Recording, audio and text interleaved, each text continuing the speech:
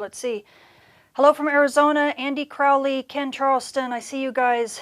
Gear, I see you. John McDonald, I see you. Hopefully you guys are seeing me live. I'm not sure yet. I'm waiting to see if I get, there it goes, starting live. It looks like things are coming on. So hello if you guys are replay viewers.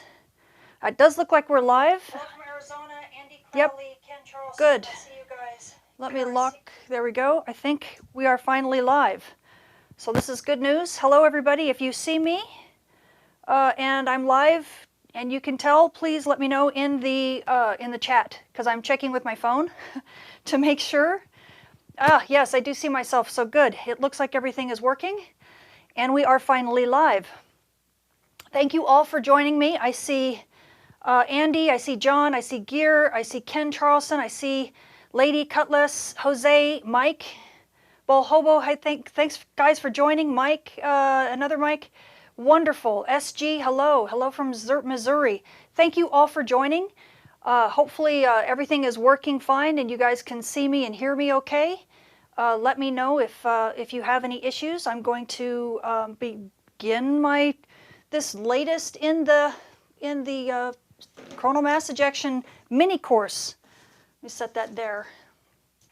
Actually, let me turn this off for a second or pause it. Okay. I don't want to get distracted in case it starts talking to me. So I believe we're live. I think everything is working fine and everything says that we're a go here. This is the third installment of my mini courses on CMEs, on coronal mass ejections. These are the main solar storms that reach Earth and cause all sorts of havoc. And I am absolutely thrilled today to be able to, give you kind of like the grand finale. It's been, oh my gosh, how many hours have we spent on coronal mass ejections? Far too many, I think, but it's one of my favorite topics. In fact, it was the topic that I did my PhD research on and my thesis on. So if you've wondered why the live mini courses have been so long, it's just because I have a tendency to kind of go like this and really get passionate about these particular types of space weather phenomena. So I'm going to try to do my best to keep the course down to a lot shorter, not a 3-hour course this time, but let's see if I can keep it down to about an hour, hour and a half. So slap me if I go too long, because I don't want to have you guys get so tired of watching what I'm doing. So as usual, these courses are sponsored by all of these folks on Patreon. They're so wonderful. Without them, I would not be able to do these courses. I have a couple new names that I need to add to this list, and I just appreciate so very much that you all want to join me for these courses. I have both the mini course patrons and, of course, my VIPs. Who I absolutely adore. They help steer the ship, so to speak, and if you want to join them and be a VIP or join on the mini course tier in my Patreon project, then you get to help decide what the topics are going to be next for every one of these courses that I do. And you get to ask questions in advance. And as a matter of fact, one of the questions or one of the requests for this course was that I kind of go over a little bit of the other courses and kind of wrap up at the end. Because there's been so much information. I know it's kind of like drinking from a fire hose. So at the very end of this course, I will actually talk a little bit about the main points of what the other courses have been to kind of put things in perspective, and and then I'll take a bunch of questions afterwards. So the main part of this course, the whole reason for this one, is really to kind of tell you where the state of the art is when it comes to forecasting solar storms, and where kind of, I guess, unbury the skeletons, kind of show you the skeletons that we have in our closet in terms of space weather forecasting. You know, this is a very young field, and we are just beginning when it comes to trying to understand solar phenomena and how they travel to Earth and cause the problems that they cause at Earth. And people, I think in general, most people, because when they think of weather, we think of terrestrial weather and how good we are at it. That should kind of translate into space weather, and it really doesn't. We are so young when it comes to space weather. We've hardly cut our teeth on these phenomena, let alone be able to understand all the problems that they cause at Earth. But we're having to learn fast and furiously because they're affecting more of our technology and more of our daily lives every single moment that we spend looking into space and moving so much of our technological advancement into space. So with that being said, I will move on to talk about, just basically give you a slight review of what the 4 phenomena are that affect Earth. And let's see if I can get out of the way here. Let me first talk about solar flares, and you'll see them here. Solar flares, I will be going into a different mini course on those. That will be the next installment. We'll be talking about solar flares in particular. We'll probably start at the sun and then move on to how they affect Earth. But that's not what we're dealing with here, and I'll go ahead and play a solar flare for you. I think I can do this. Oh, it won't play it. Shoot. Okay, well, you actually see the solar flare. Maybe it'll play it in the next slide. But you can actually see that solar flare hitting there. That actually causes radio bursts and all sorts of other types of noise. It may or may not be associated with a coronal mass ejection, which is what we are dealing with in this set of mini courses. But do not get solar flares confused with coronal mass ejections, or what we also call as solar storms. That's this next one that I'm going to show right here. This is the solar storm that we're talking about. This is the coronal mass ejection. You can see, and I'll show you a movie here next where you can see this eruption here. That loop is what is the coronal mass ejection that is launched from the sun. It travels much more slowly than solar flares, and it reaches Earth in about 3 to 5 days. And that's what causes aurora. These are the storms that we're really talking about that really cause a lot of havoc at Earth over the span of easily several days. Now, another phenomenon that we have, actually, and I'll get back on this side so I can show you, these are radiation storms. Now, you can see this is a map of Earth, and what you're looking at is what we call the D layer of the ionosphere.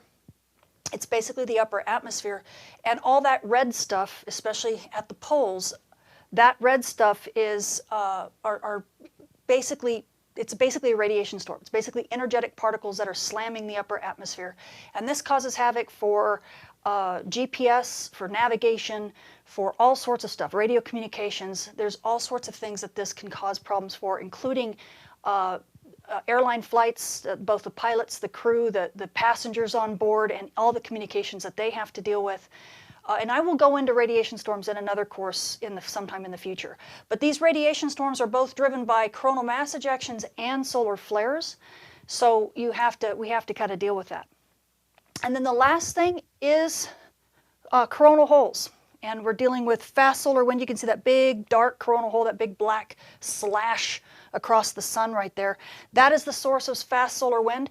And I will be talking a little bit about it today because these types of things actually complicate some of the structures that we will be talking about.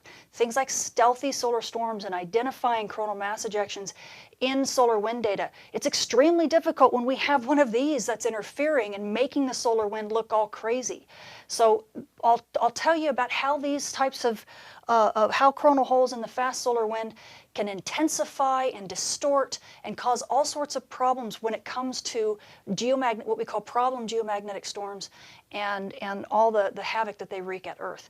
So these 4 are essentially the phenomena that we deal with on a daily basis in space weather. They're the main aspects that will affect you in your daily lives. There's a few others, but I will go into those at some other time. So again, continuing our little review, as requested by everybody, I'm going to stand in front of the words here so that you can actually see the pictures. So really what we deal with in space weather, when you look at the sun, you have kind of a quiet sun, and you look at that in one particular way, and then you have a loud sun, a busy or active sun. With a quiet sun, basically what you're dealing with is solar wind, like high-speed streams, kind of like from those coronal holes I was telling you about. You see a lot of the quiet sun during now solar minimum. There's not a lot of solar storms being fired, but you do get a lot of fast wind streams.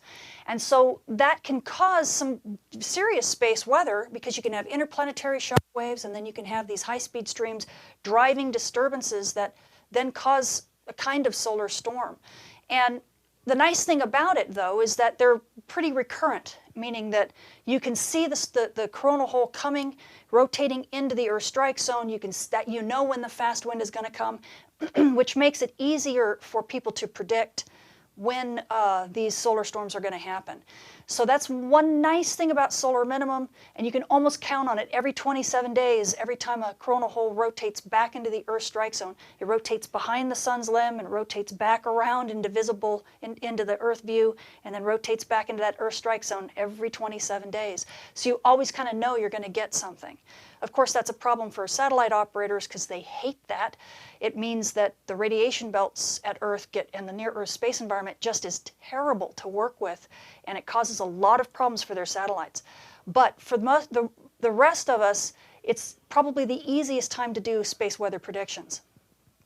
Now, if we talk about the active sun, here are the solar flares I was telling you about. And let's see if I can play this movie for you. Here's where you actually get to see the solar flare. Ready? And let's see if I can catch it. Boom, it should go off. There you go, right there. Nice solar flare. That was an X-class flare. It's as fast as light. I mean, it is light. So it reaches Earth in 8 minutes. Doesn't carry a lot of material, but it's basically the sun just screaming at us. And that's how solar flares, that's how they affect us. And I won't go into all the details because, like I said, there's going to be a course coming up about that.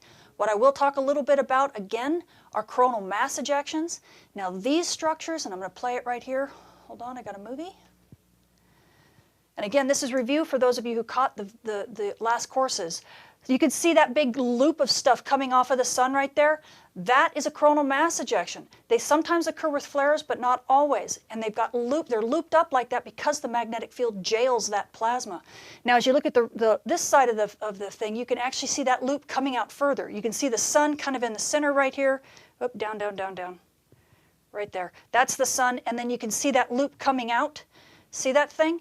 And let me try to stop the movie so you can still see that loop, hopefully. So hopefully you still see that loop right here.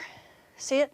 And that loop is still the magnetic field jailing these structures as they blow out from the sun. You're actually looking now past the sun out to about 15 sun lengths away from the sun in the solar wind itself.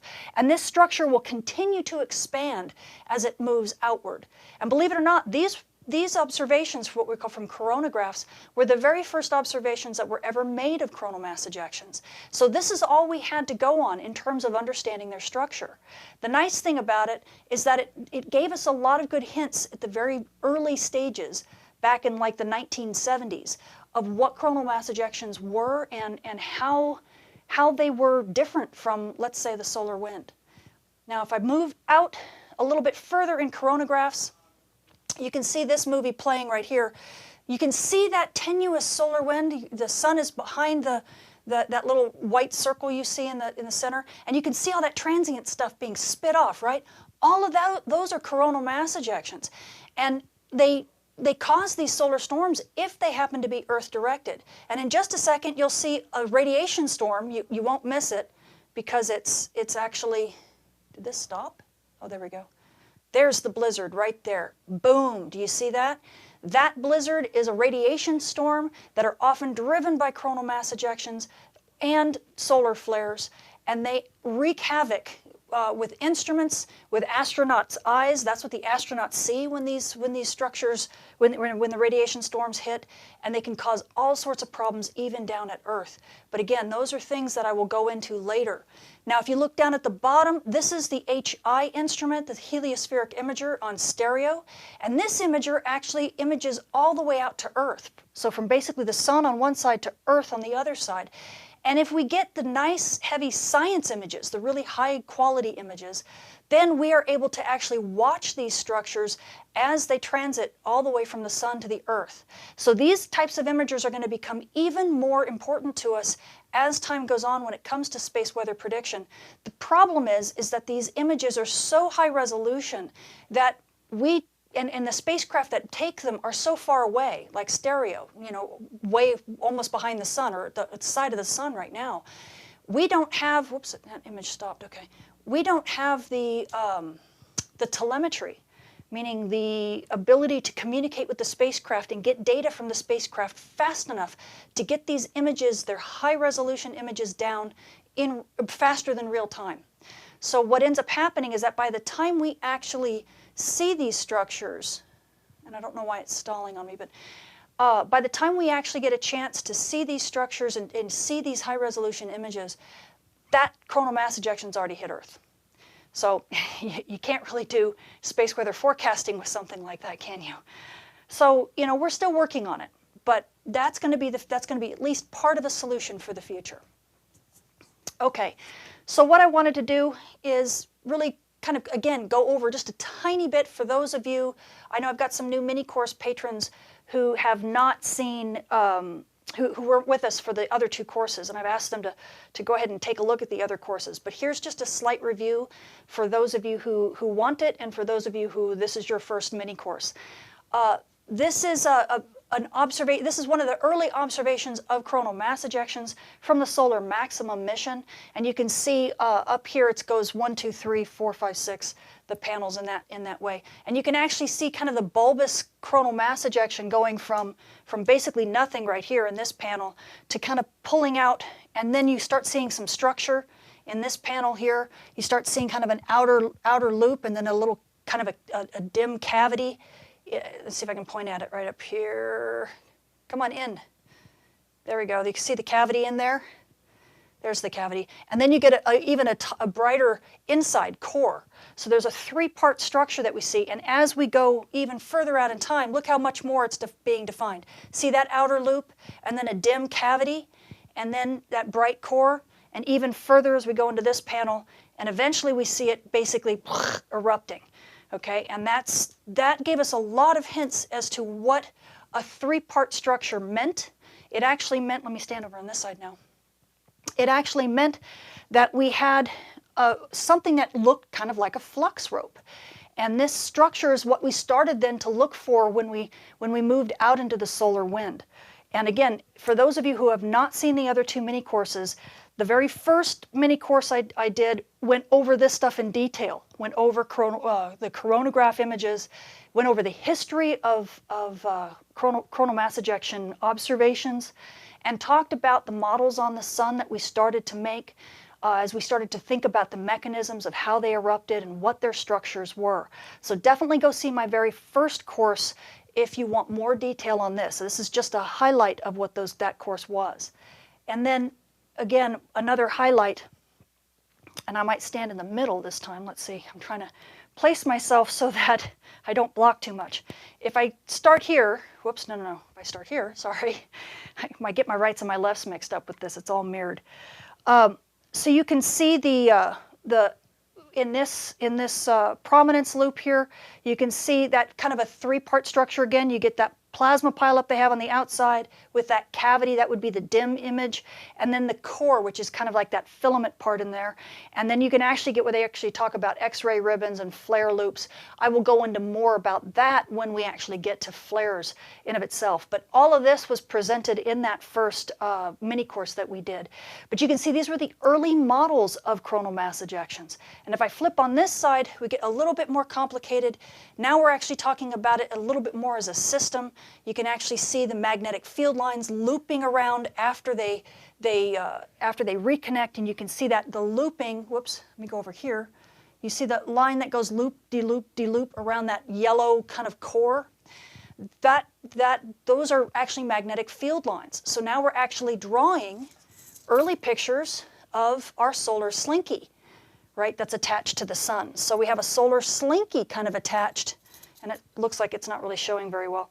But we actually have a solar slinky with helical field that is attached to the sun and wrapping around that dense yellow core. And then down here, they actually have some open field lines that show just the solar wind flowing out.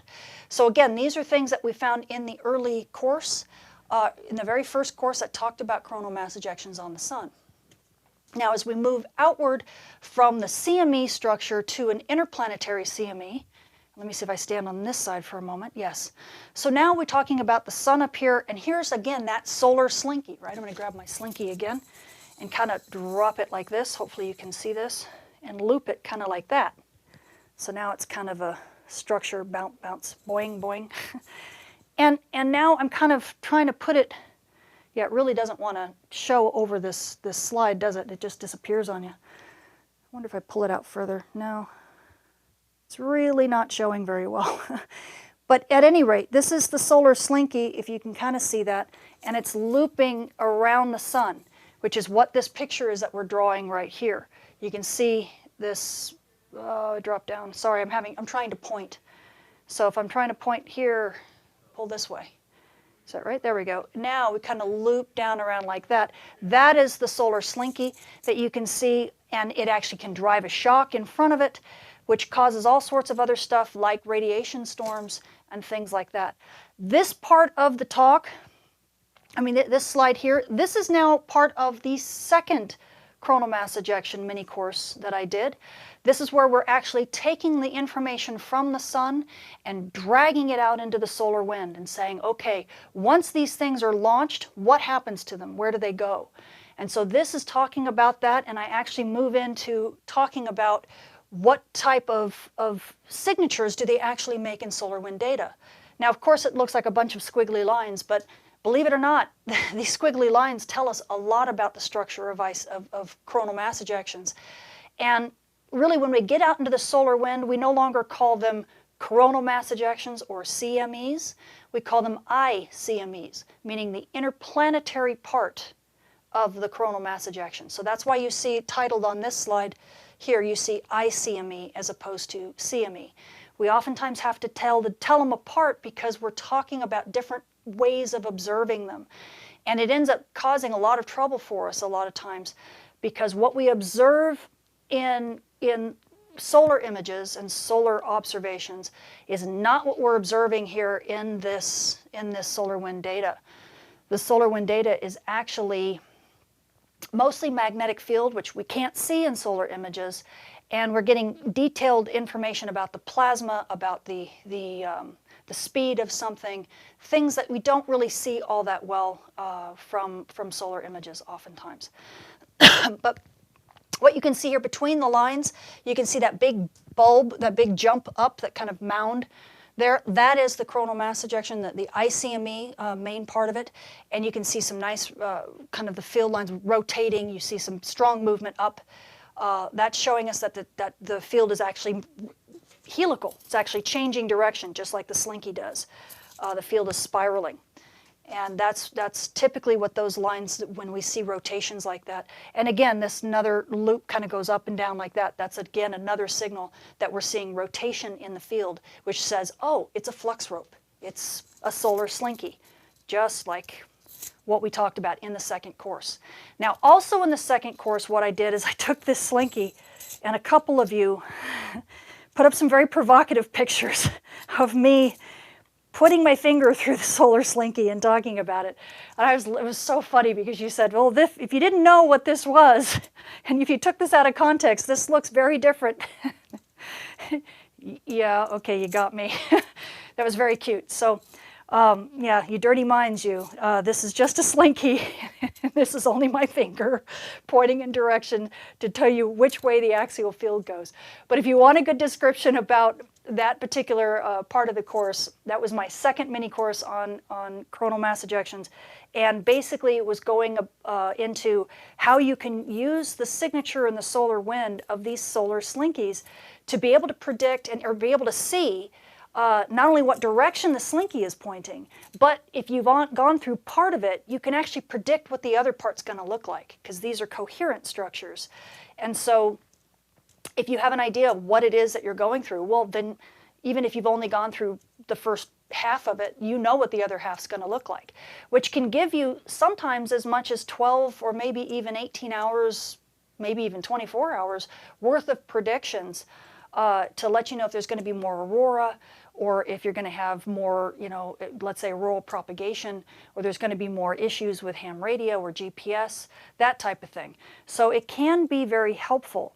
So if you really want to go into and understand how to predict these structures when we actually pass through the core of these solar slinkies, then definitely check out that second mini course, because that will help you focus in on that aspect. Okay, so let me move on to one of the other things we talked about during the second mini course, and this is the fact that some of these ICMEs, these interplanetary coronal mass ejections, are also what we call magnetic clouds. They are flux ropes, which we just finished talking about. But there are also ones that when we pass by them, or they pass by Earth rather, we don't see the flux rope part of it. So in this case, if I step over here, you can see here is an example in the solar wind of a magnetic cloud, of an ICME that is also a magnetic cloud. You see a nice enhancement. You see, how radically the solar wind changes as you pass over the structure. But that doesn't always happen. Sometimes as you pass through these things, you don't always pass through the core of these structures. And so that's what this second panel is showing. It's showing an ICME that, well, gee, look at that. I mean, can you really tell where the structure is? I mean, you see two vertical lines that are showing where the edges of the structure are, but if you're not really well trained in looking for ICMEs, do you think you could pick that out of the solar wind? Probably not, huh? Yeah, well, that's because sometimes these things are hidden. They're hidden quite well, and if you don't pass through the core of them, you may not know what you're hitting, maybe ever. In fact, I'll give you some more examples of that. Here are some. Let me step on this side real fast. Again, here's this one. This example is a really good example. You can see that nice peak in the magnetic field. And don't worry about all the components here. I'm not going over these. All of these, again, can be found in my second mini course. I'm just kind of giving you a review so that you get, in a sense, for those of you who have not seen the other mini courses, you get a little bit of a sneak peek of what's in store. And you can focus in on the things that you want.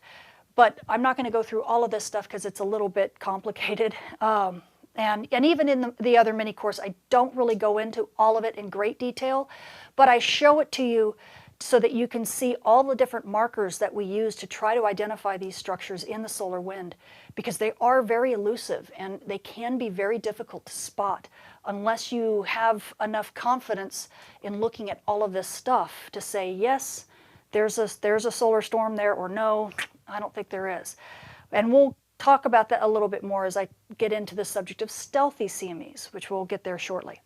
But right now, this particular one is not a stealthy CME. This is a very nice looking magnetic cloud structure. And you can see between those two vertical red lines, that is the bulk of the structure there, and very easy to pick out. If I move back a little bit, here we get into a little bit bigger trouble. Now we do have, you can see the dark, about the fourth panel here, right here. This panel, you can actually see the nice, oops, let me move my hand down here, that gray stuff right here. Man, I'm moving my hand too much. There we go. That gray indicator there, that's showing us that it's cold. And a lot of times, that may be one of the only indicators that we have that we're actually going through an interplanetary, an ICME. In the solar wind, when all of the other markers kind of leave us flat. There are a couple ways that we can determine it, but having a cold structure is oftentimes very telling, because it lets us know it's coming from basically what we call the photosphere, the surface of the sun, which is a lot cooler than the corona, the solar wind is. And that tells us that it has to be coming, it has to be eruptive and ejective material. Like, it's not just solar wind that's disturbed. So that's oftentimes why you see those things colored gray like that. It really helps us to see whether or not we're looking at solar wind material or something else, even when it's kind of camouflaged like this is. And then here's another example that's maybe even worse. In this case, on this last panel here, we actually see, let me try to point to it. There we go. We actually see some magnetic field that gets really strong up here in the sheath. But then when you actually get to the real structure, there's nothing. There's no magnetic field enhancement at all. And so we have to look at all these other markers to try to say, okay, is there an ICME there or not? And again, as we move in this direction, we are getting more into what we call stealthy solar storms. These are the types of structures that can cause problem geomagnetic storms for us, because we don't always have the ability to detect them on the sun, or as you can see, clearly identify them in the solar wind. And again, I will go over more of that. Now, typically, when we talk about the sun, as a matter of fact, I'm going to take a sip here before we move on. And as a matter of fact, let me see if I can pull up, as I take a break here, Let me see how we're doing. I'm checking to see what you guys think of all this thus far. Okay, the mini courses are great. I've looked at them a lot. Oh, good. I'm so pleased. I'm a terrible typist. Okay, I am looking, guys, to see, is that a toroidal wave? Plasma or electromagnetic around the sun? No, that's not a toroidal wave. It is a toroid. If you're talking about that one structure that I showed with the coronal mass ejection, as a matter of fact, I'll go back to it. That one there. If we're talking about this structure here, let me get off. I think that's the one that you might be talking about. That's not a toroidal wave, but it is. We have used toroidal magnetic field configurations to model them. As a matter of fact, there are quite a few people who use toroids and think that toroids, which is essentially a magnetic slinky that's a donut, right, a complete donut, this would be kind of like a toroidal configuration. And there are people who actually use these structures to model magnetic clouds. And that's what you're looking at. But you're not, pardon me as I drop my slinky, but you're not really looking at a wave of any kind. It's actually a physical structure that does not, it's not, waves, let me take a sidebar to just tell you that waves in interplanetary space or even in the Earth's magnetic shield, waves are typically used to try to, what is a good word to use here? Try to smooth out all the plasma, all the particles. A lot of times in space you get particles that are really energized next to particles that aren't. It's kind of like putting red really close to blue, and in space you don't like that. When you have two different things that are really different from one another, what happens is that waves form, waves become generated, and these processes are created to kind of smooth out the colors. So instead of getting blue right next to red, you get purple. And that's what waves do. They smear out things. We call it a sautropization or sautropizing and thermalizing oftentimes. So what happens is that we try to get these particle distributions to be thermalized or softened or smoothed out, so there's not these big changes between one next to another. So waves have a very specific function in space plasmas, and so this kind of structure as a CME is not a wave from that point of view. And I hope that answers that question. But that's a really, really, really good question. Okay, good. Thank you for watching the mini courses. I appreciate that.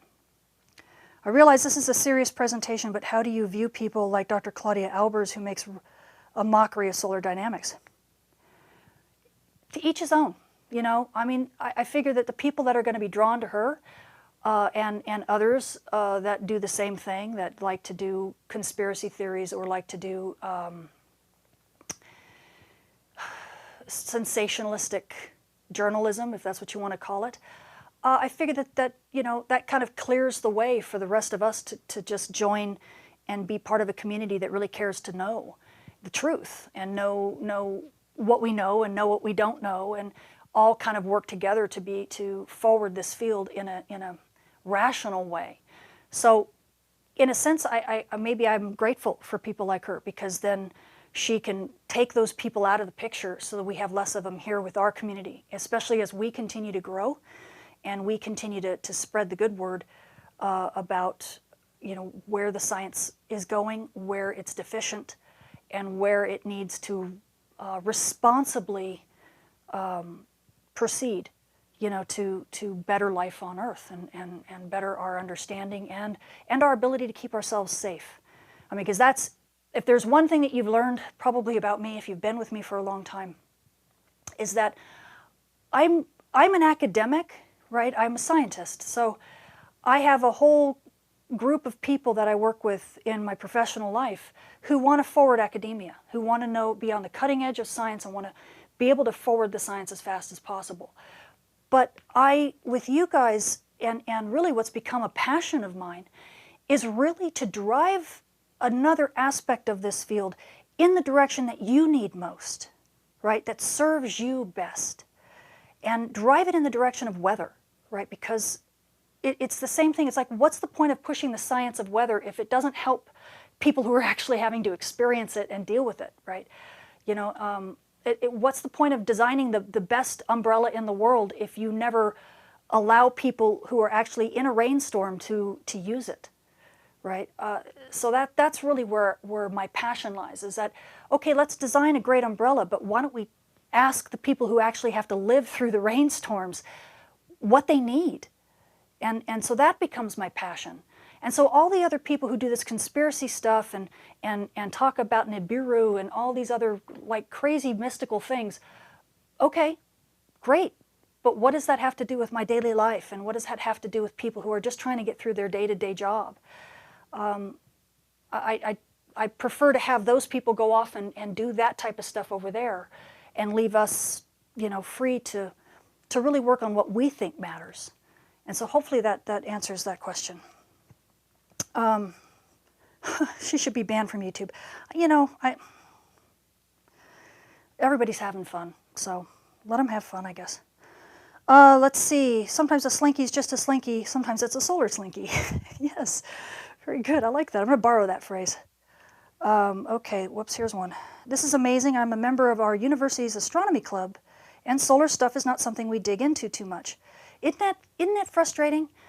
You have an astronomy, and one of the things you guys do is study stars.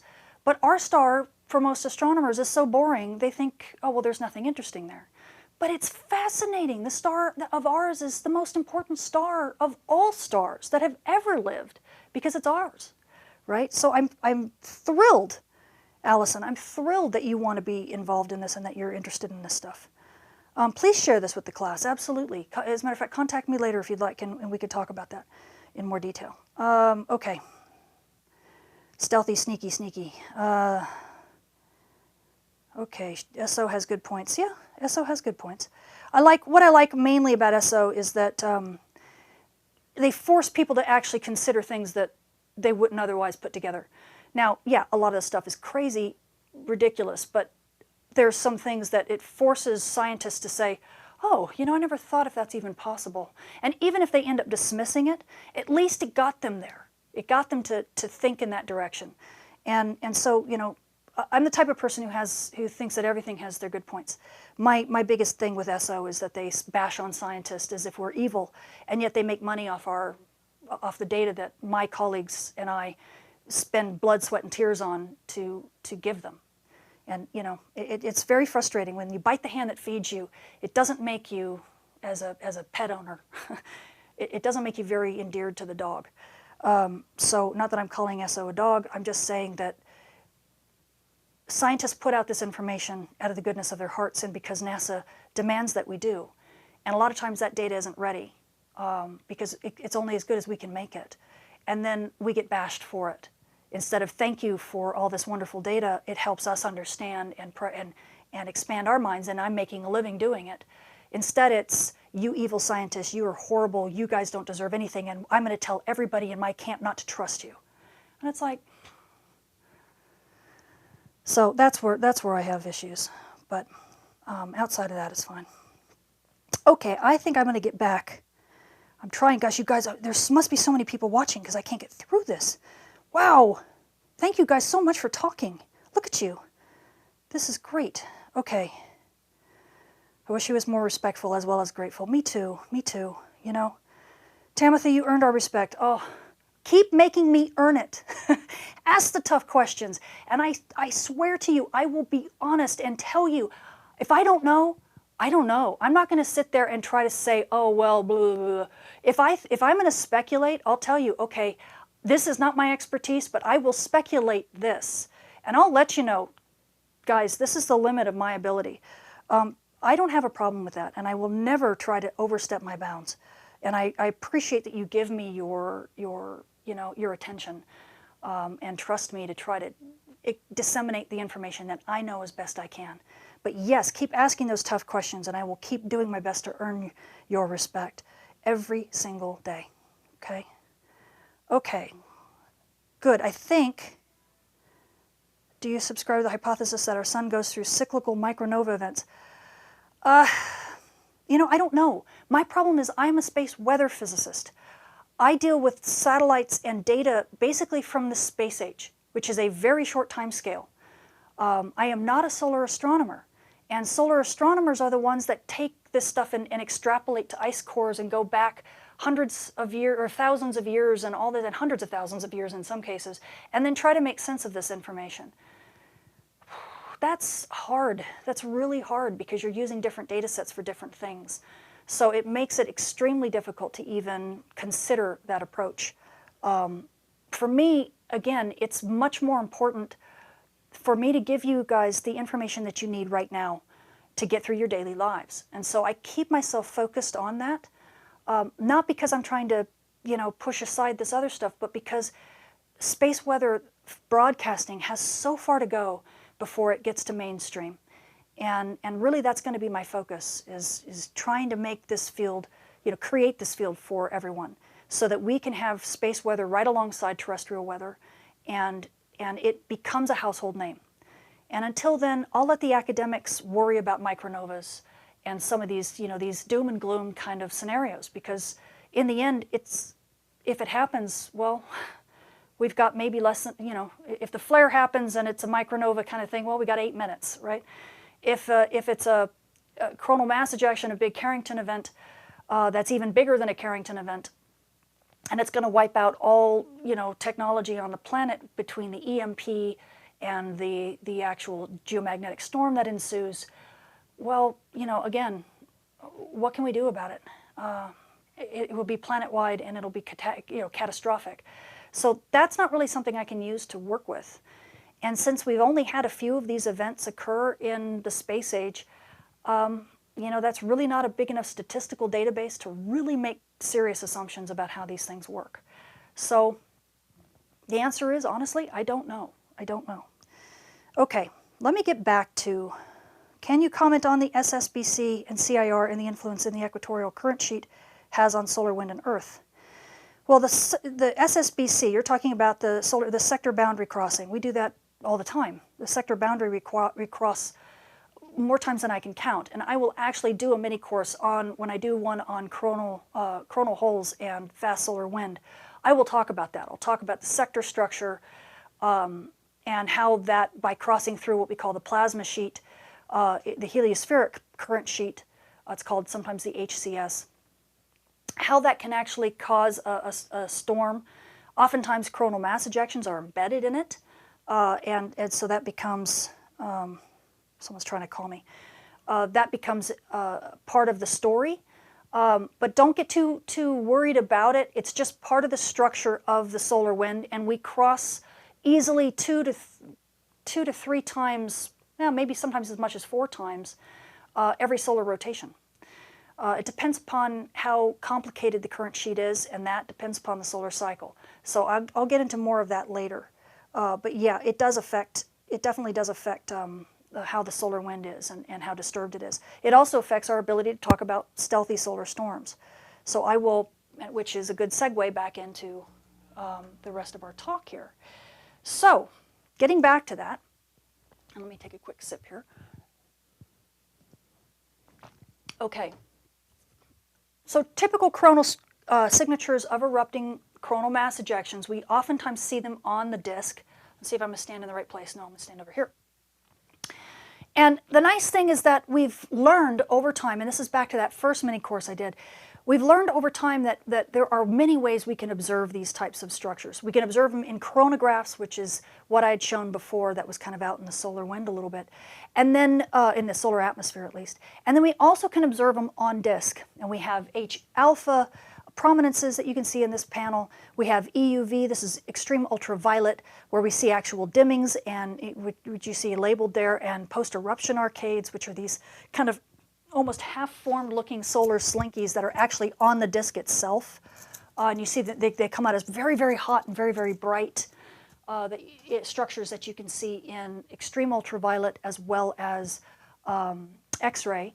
Now, before anybody says, oh, come on, these images are CGI, just realize that no, you can't see them from the ground. If you have a ground telescope, you can't see an extreme ultraviolet. You can't see an X-ray. The reason why is because there's an atmospheric window. Our atmosphere absorbs all that stuff. So we see stuff in ultraviolet and invisible light, but we don't see the higher energy stuff. And so you have to go in to see space telescopes like these in order to see this kind of emission from the sun. Okay, so this is not CGI, these are real, just you can't see it until you get into space. Okay, so this center one is EUV, this next one I believe is X-ray. You can see that sigmoid structure. And if I stand over here, here's an example of the dimming. Whoops, don't stand too far. Over here. Here's before the eruption, and then after the eruption you can see, right there, those are the post-eruptive loops. You can see the dimmings on either side, and you can see that kind of like a bright solar slinky reforming. That's because it just shot off a solar slinky, and now it's reforming another one that is stuck on the disk. But these types of images, we don't always get them. Believe it or not, sometimes a CME will launch and you don't see anything at all. In this case, we have coronagraphs. These are difference images of coronagraphs. Again, this is from that first mini course.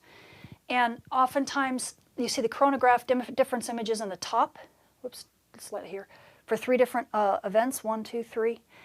And then, let me scoot away from here so you can see. And then, when we look at on-disk images, it tells us oftentimes if the structure is front-sided or back-sided, because with coronagraphs you can't always tell. So here's an example of looking at an on-disk image, and you see all that dimming. This is again a difference image, so all we're really looking for are dark regions and bright regions. If we see something at all outside that pokes out of this gray matte, stuff, bland stuff, then that means that there's something going on the sun. And so you can see in this case a big dimming here, so we know that coronal mass ejection is front-sided, and we can see where on the disk on the sun where it's erupting from, and that tells us whether or not it's Earth-directed. Again, for the second image, you can see it's center sun. The coronagraph only tells you that it's a full halo, so we think it's either coming straight at us or it's on the back side of the sun, because you can't always tell just with coronagraphs. But if you have an image on the disk, then you can tell, okay, that one's coming toward us. This third image, or this third example, you can see again, once again, a halo, right, a partial halo. But look, on the on-disk image, nothing. This tells you it was a back-sided image, or a back-sided eruption. And so this structure is moving away from us, we think. Believe it or not, up until recently, we didn't always know that when we got this third panel here, we'd all automatically assume it was a back-sided eruption, and that meant that the CME was going away from us and not going to hit Earth. But every now and again, we'd have something like this, and then we'd get a solar storm at Earth. And we're like, what happened?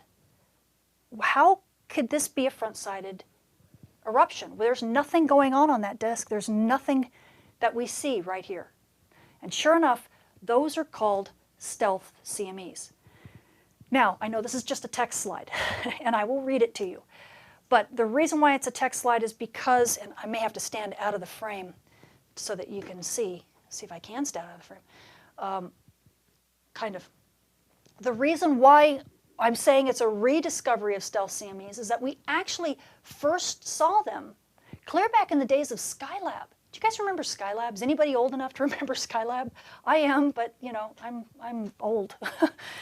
But stealth CMEs, they weren't called stealth CMEs back then, but they have been suspected to exist since the days of just having coronagraphs, where we didn't even really know if it was a CME that was launching from the sun, but there was something odd about the solar wind or the way the atmosphere looked, and something looked like it was coming off, but you couldn't really tell. It was really wispy, it was really dim, and it was high in the solar atmosphere.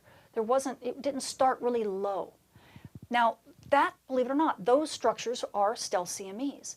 And the reason why there's kind of a rediscovery of stealth CMEs is that recently, I'm sure you guys have all heard of the grand solar minimum and all that stuff that's happening. And oh geez, the sun is turning, it's winking out, it's going to sleep forever.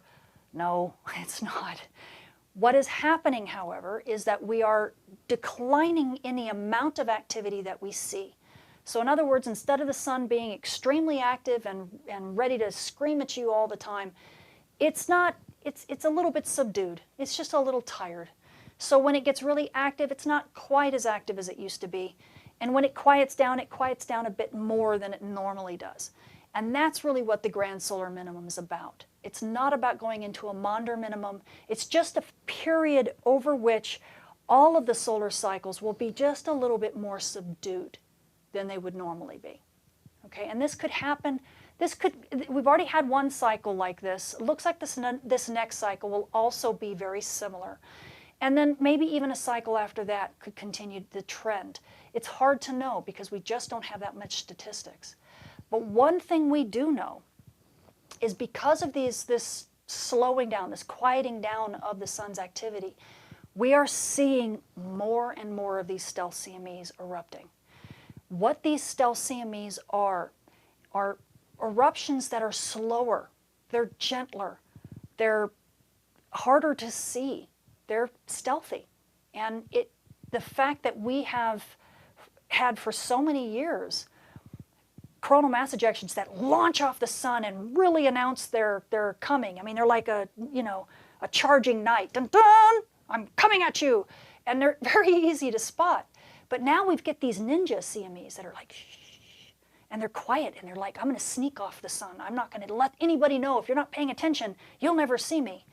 Well, that's really what we're beginning to fight now. And we don't have the tools in place to be able to look for ninjas. We're too busy looking for the knights with the blade, saber rattling and all that stuff. We're not ready for these little quiet guys. And that's what is becoming a problem, is that because of that we think, whoops, and it looks like my camera's getting out of focus. Because of that, it looks like the next decade, and even the next solar cycle, maybe even possibly several solar cycles, we're going to see that again. We're going to start seeing more and more of these stealth CMEs. So we're going to have to find a way of changing our ability to detect them. The other thing is that I talked about stealth CMEs having relationships with coronal holes. Remember I talked about the solar wind having issues, or it's basically fast solar wind streams causing issues for us to be able to detect these things. And yes, that's absolutely true. Fast solar wind can actually make these things more powerful because it gives them a much needed boost and assist to get to Earth and cause some storms. So it becomes a real issue if these stealthy CMEs can launch off the sun very quietly and yet then get boosted by a fast solar wind on their way to Earth and then slam into the Earth as if they were a big charging knight kind of solar storm. Whoa, then that is a whole new animal, and as space weather forecasters, it can get us into a lot of trouble really fast. And that's kind of what I'm talking about, spelling trouble in the solar wind. I'm going to back out here. I'll probably get blurry again, but this slide here says this spells trouble because in the solar wind, the stream interaction regions, that's the fast solar wind stuff, can interact with these stealth CMEs and enhance their storm potential. And that's really what we're going into. And so in science vernacular, what we call these are problem geomagnetic storms. A geomagnetic storm is simply another way of saying when a CME hits Earth, or an ICME hits Earth, and the Earth reacts. The Earth's magnetic shield gets rattled. That is a geomagnetic storm. If it's big, it's a geomagnetic storm. A problem geomagnetic storm is one that we can't really predict, either predict well or predict at all. And they are definitely a problem. And stealth CMEs seem to be the leader of exactly that. So, getting to that, let's see if I stand on this side. Yes, okay. So I'm going to kind of try to stand over the text a little bit. And I have to thank Halo CME. If you guys don't follow him on Twitter, please do. Nariaki Nita, that's his real name, is a fantastic colleague and probably the world's leading expert on stealth CMEs. He's been studying them for quite some time, and he's just a brilliant scientist. He's also he also is co-leading the ISI team with me. It's actually his team, and he asked me to help him. So I have to say hats off to him. This is his slide, and if you don't know, Nariaki is also one of the team members of the AIA instrument on SDO. So all those beautiful pictures you see of coronal mass ejections lifting off of the sun from that, really high resolution stuff. Nariaki is part of the team that created that instrument. So should give you even more respect for him if you don't already have an immense amount of it already. So this is his slide, and it's really, how do we know we have a Stealth CME? Well, typically what we do with a normal CME that we call maybe an orphan ICME is that if we see a CME in the solar wind, and that's this image here, right here, we see, let's say we have this is the solar wind data, and let's say this structure hits Earth, and we're like, whoa, where did this come from?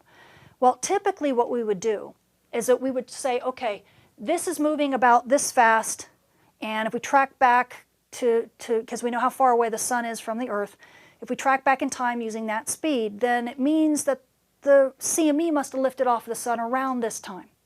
And it must have been front-sided. So we go back to some of our other observations. In this case, we're looking at LASCO from SOHO, at coronagraphs, and we're looking at some of the EUV images here, and we're looking at, for difference, again, doing a difference image, we're looking for signatures, anything.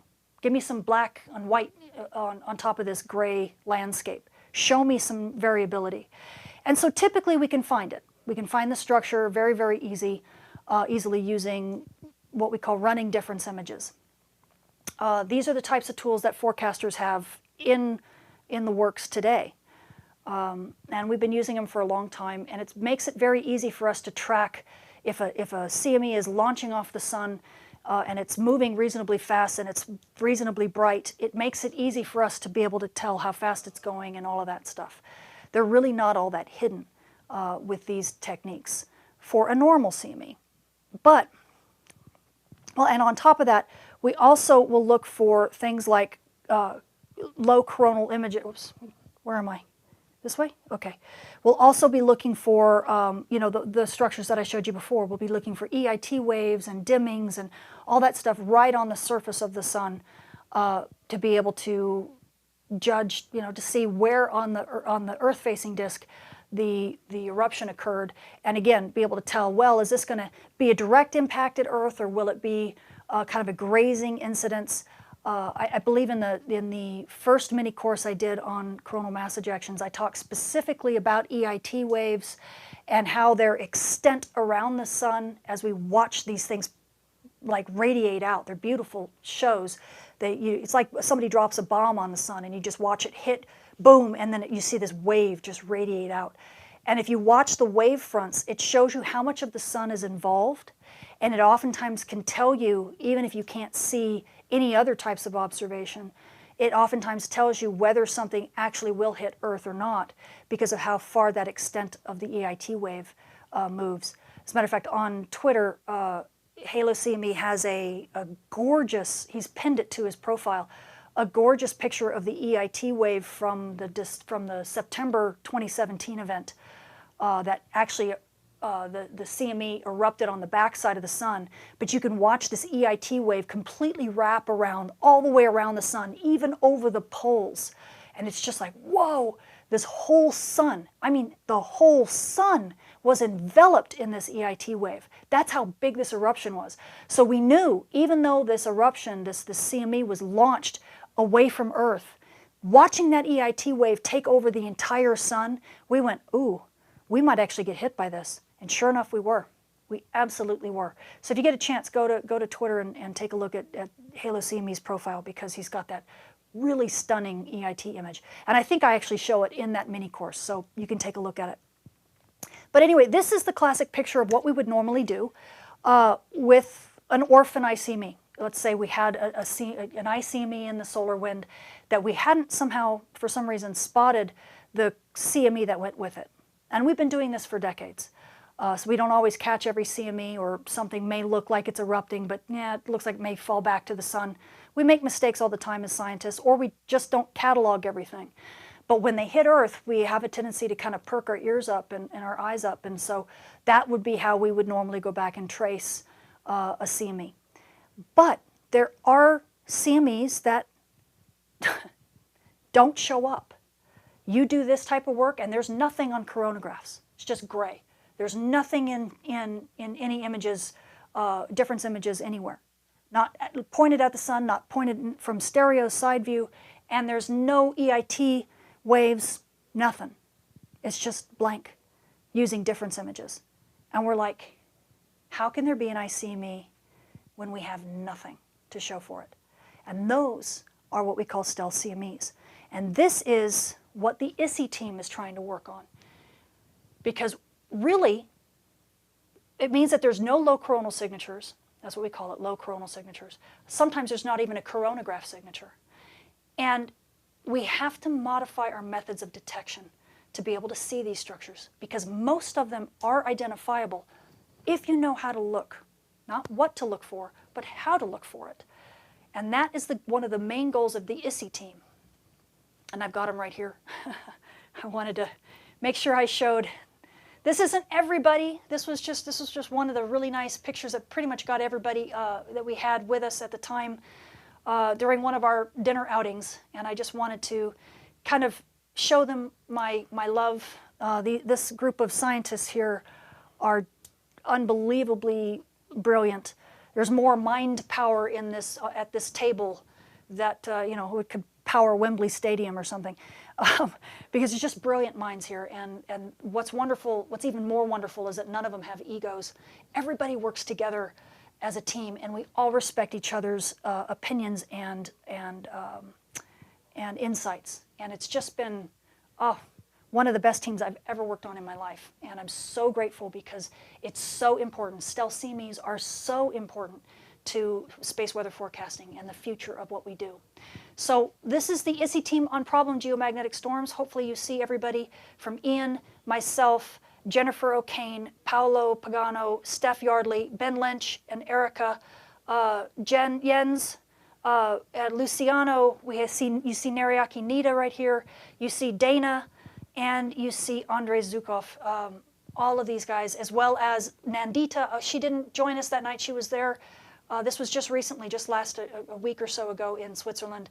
Nandita was with us, but we had a few that were not able to make it. Marilena, Amelia, and Alexis. But they are all amazing members of this team, and my hats are off to them. And as we continue to work on solving this issue with stealth CMEs and problem geomagnetic storms. So I am going to go into a little bit, I'll take a quick break, but I'm going to go into a little bit, show you some examples of the storms. Actually, you know what, before I do that, let me show you, I'll just give you a sneak peek. Hold on. No, let me, do I escape? I forget. No, I have to do this, okay. Let me move this down a little bit. You get to see my desktop here. I am going to show you some of the work that we've done. Whoops, sorry guys, I don't mean to show you that. Look at this. Okay. They may get mad at me for doing this, but I'm going to show it anyway. This is, honestly, you get to see, talk about getting to see the inner workings of how this team is working. This, what you're looking at, is the actual event list that the ISI team has been dealing with and building over the past 2 years. It's color-coded, and you see that we scientists do have a sense of humor if you can actually read. See if I can make it a little bigger for you. Hold on. Hopefully you see this. Let me stand on this side. Over here. Yes, you are reading cherry or banana. We are calling something a cherry if it's because we're cherry picking events to show in a paper that we're writing. What is a really good example of a stealth CME, because we have a list of like 30 of them, and I'll show it to you in a second. So cherries were ones that we really liked, and bananas were ones that we had thought about but then decided, no, they're not cherries. So just in case you think that the sense of humor ended with the Aurora cameos, no. The sense of humor continues, and it is even evidenced in our list here. So let me try to go on this side for a second so you can actually see the 1, 2, see the numbered list here. So these are the events that we've had, and I'm going to scroll through them really fast, if I can, if my scroller will let me scroll. And you can see 10, there's 10 here. Come on, keep going. They keep going on. They're color-coded based on whether we thought they ended up being stealthy, really stealthy, or not so stealthy. or we needed to take them off the list because there were just too many other issues going on with too many events happening at the same time. We have all sorts of markers. You can see there's 34 of them, but we have all sorts of markers and discussion and comments. Look how big this thing is. So we go over whether it's something that happened in the solar wind or it happened on the disk, what type of signatures that we saw with it, which I have right over here, and then just on and on and on. Our confidence levels, our reconstructions, model reconstructions, the date, the time, the signatures in the solar wind. This is the stuff that we have been laboring over for the past 2 years, and we've learned so much about these structures. As a matter of fact, let me go to my favorite here. You can see one, and I'll stand on this side. I will show you this example. See the cherries? This was our flagship, one of our flagship events, and we are going to be, when we write the paper in Space Science Reviews, I believe that's where we're going to put it. It's going to be a review paper on Stealthy CMEs that show a lot of the work that's been done by a lot of these exact people thus far over the course of time, but then also some of the new stuff we've been able to do. And we're going to show something like 4 or 5 different events that kind of run the gamut of the types of stealth CMEs that we see. And this one that Erica labeled as, I think, a baker's dozen of cherries is one of the ones I'm going to show you just next. So let me get back to the PowerPoint here. But yeah, I wanted you to see that because that is really, you're seeing how the sausage is being made, and it's really literally the cutting edge of stealth CME research.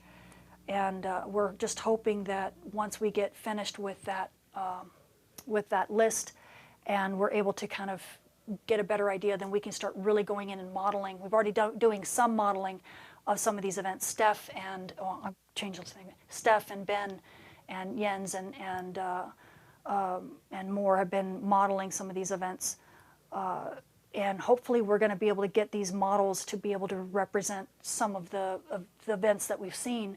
The problem is, of course, when you don't see very much on the sun, what do you compare your models to? When you actually do a simulation and you make one of these structures erupt, but then you don't have observations to compare it to, how do you validate your simulations? So these are some of the things that are going to be going in the review paper, and are things that are coming up as we're writing it and as we're doing this research. These are the types of problems that we are coming across. So let me pause really fast before I go into some of the examples of stealth CMEs so you can actually see them, and see if you guys have any other questions. Let's see. Not global warming, okay. Some people are, okay, got it, let's see. Oh boy, I see global warming topics. I definitely won't go into that, guys, so please don't ask me about climate change. It's not really it's not my expertise, so I'm not going to go into it. Now today, G1, G2 storms need to be very carefully watched, and I have no doubt they are being. Yes, you know what, you just brought up a very good point. Let me, as a matter of fact, since you brought that up, let me go back to that list, and you will see absolutely, I meant to show this, so thank you for reminding me.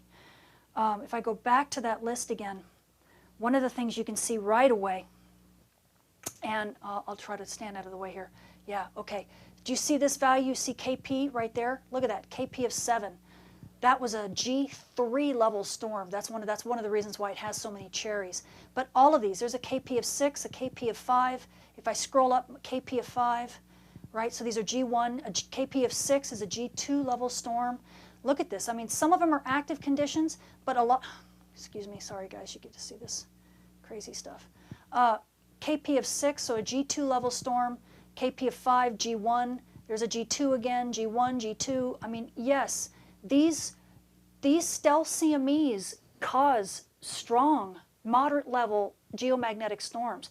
And it's not necessarily because they're just strong on their own. It's because of what I was talking about with this solar wind influence and this being pushed from behind by these fast solar wind streams.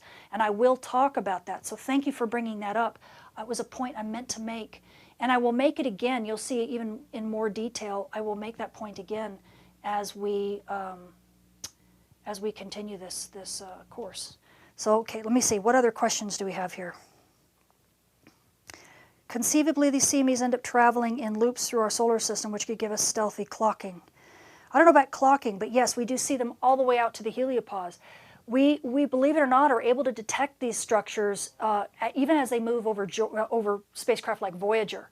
So yes, they do hit, they get weaker, typically weaker, but oftentimes faster as well as they move out in the solar wind.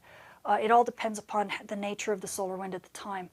But we see solar storms hitting Jupiter and Saturn. We see the same types of you can't really call them geomagnetic storms because geo means Earth, but Jovian magnetic storms and Saturnian magnetic storms, we see them all the time. Of course, the configuration for these other planets is different. So what may cause a storm at Earth, because we need southward pointing field, for instance, won't work at Jupiter because Jupiter's magnetic field is pointing the other way. So what causes a storm at Earth won't cause one at Jupiter, but vice versa. One that doesn't cause any problem for us could wreak havoc at Jupiter and other planets. So, it's a very space weather is a very interesting and very local phenomenon. And so as we have to keep that in mind as we do things like colonize Mars. The things that are going to cause havoc and cause problems for Mars are not going to be the same things that cause havoc for us. Mars and the Martian magnetic field is a very different animal than what we have here at Earth. It's much weaker and it's much more, it's a remnant field. It's not generated by a dynamo. So there is going to be a lot of differences between what's happening here and what's happening at Mars, for example. And we're going to have to be able to train meteorologists to understand that, especially as we have more people working in space and flying off to other planets. Is Tamitha swigging from a jar of hooch? No, it's water, but it is from a big jelly jar. I like these jars. I don't know why, but it's just water, guys. No. that'd be pretty funny. Yeah, moonshine, right? No, just water. Cute. Okay. Cherries. I see lots of cherries and bananas now. Thank you, guys. That's funny. That's wonderful. Okay, I think... haven't you witnessed that geomagnetic storm data isn't corresponding to recorded reading and effects? I'm not sure what you mean, Starbuck. Geomagnetic storm data isn't corresponding to recorded readings and effects?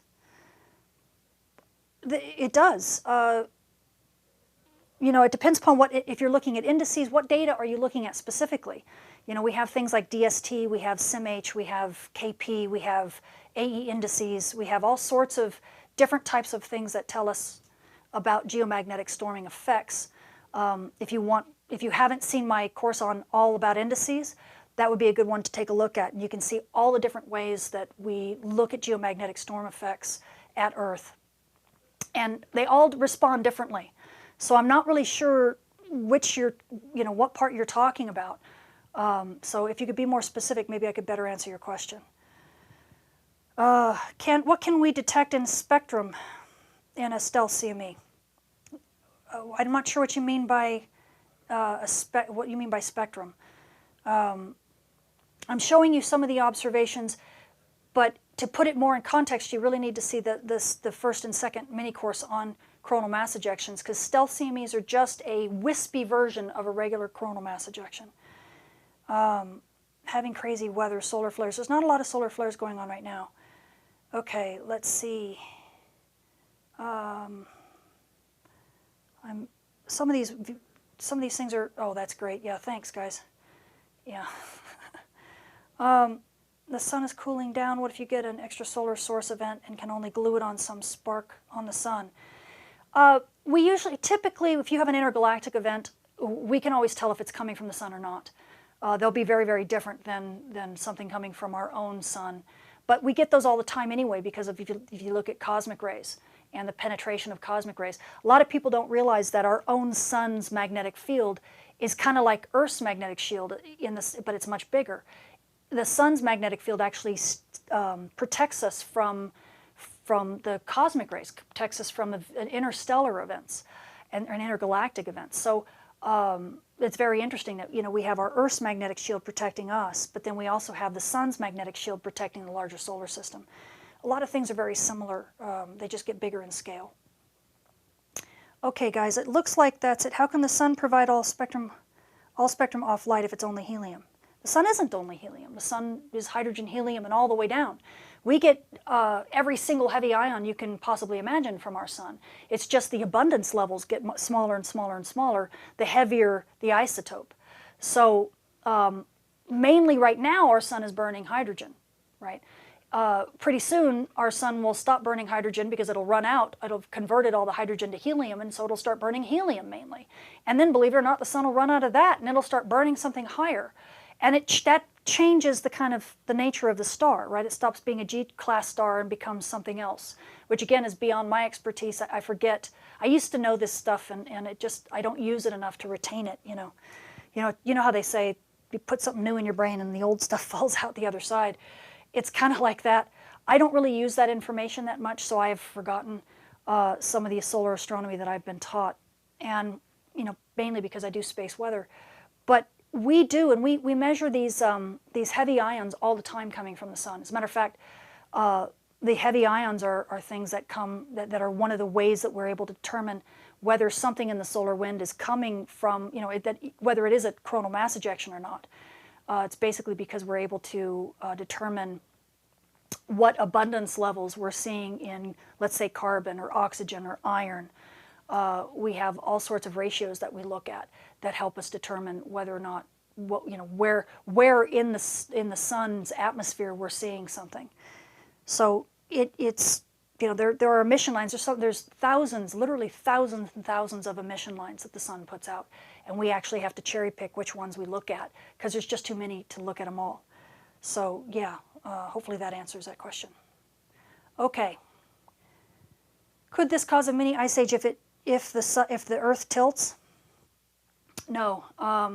Earth's magnetic shield, if it already does tilt. It tilts all the time, back and forth. It tilts, and as you rotate around the sun with seasons, it's also changing its tilt relative to the sun.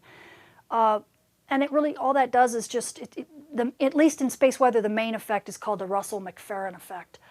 And it causes geomagnetic storms to be more of a problem at spring and in the fall as opposed to summer and winter. That's really the only difference, is that you're actually just looking at how strong a geomagnetic storm is. But it's not really going to affect whether or not you still get the same solar irradiance in, and whether or not you're going to heat up the planet or cool the planet. That's not really a problem. Okay, so I'm going to get back to this. Looks like, well, hopefully that works. Okay. And, oh good, I have it set up. So let's take a look at some examples of Stealthy CMEs, okay? And I think I can play these movies for you. Hopefully they'll play pretty well. This is a CME from June 16th, 2010. And you can see in the coronagraph, the difference image, you see that little CME loop right there. But tell me, in these raw images, tell me if you can actually see it erupt.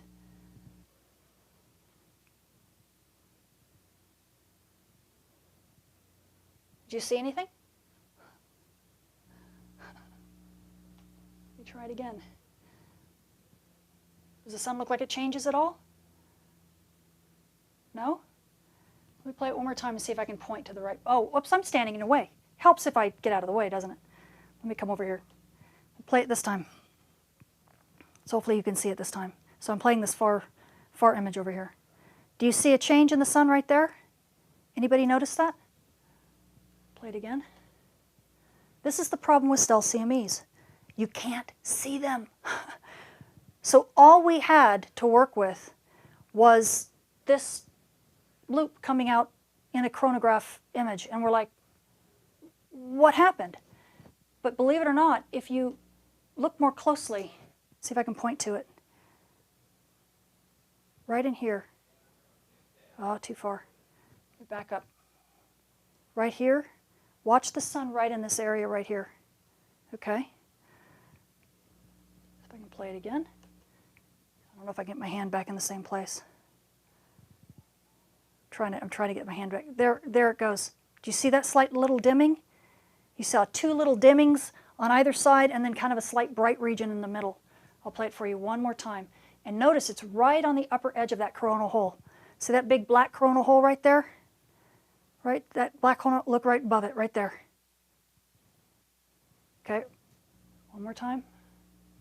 That is a Stealthy CME, and I'll leave my hands alone so you can just look at it on your own. So look at just above that coronal hole right there. There it goes. That was a Stealthy CME. Who would have thunk it, right? That structure actually caused havoc at Earth. Here's another one. Let's see if you can see this one.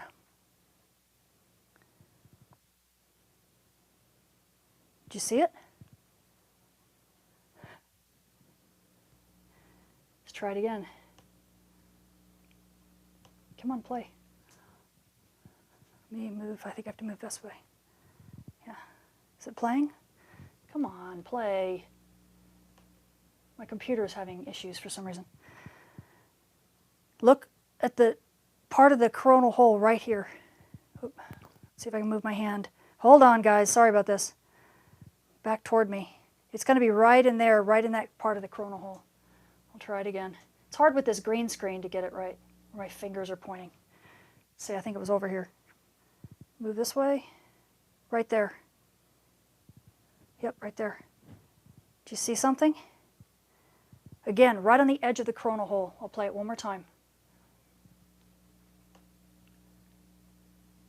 There it goes. Look at the edge of that coronal hole. You'll see something, barely, right there. Do you see that? See how the coronal hole got a little bit bigger? Okay, that's a Stealthy CME, and believe it or not, it launched this thing down here. Right here, that thing. Earth-directed. Here's another one. This one really surprised us because it was such a impressive structure down here. See the chronograph right here. This look how bright that structure is, right? But I bet you don't really see it. Let me play it again. Let's see if I can point to it. Not that. That. Not the first, we saw that. The second one. It happened right below it. So you see the first little, and then the second one goes. There's the first one. Now look for the second one. Right there. Right there. Did you see that? And then here's my favorite one. This is the one that caused a G3 level storm. It's my favorite event. It's also the one that in our list is the cherries, the baker's dozen of cherries for the ISSI list. And before I play it, you can see, if I get to the right place, you can see it here. It's this structure here, okay? Look for it, and I'll show you, I'll point out to it. Kind of look in this area, okay? Let's see, and especially look for a coronal hole getting bigger. Watch.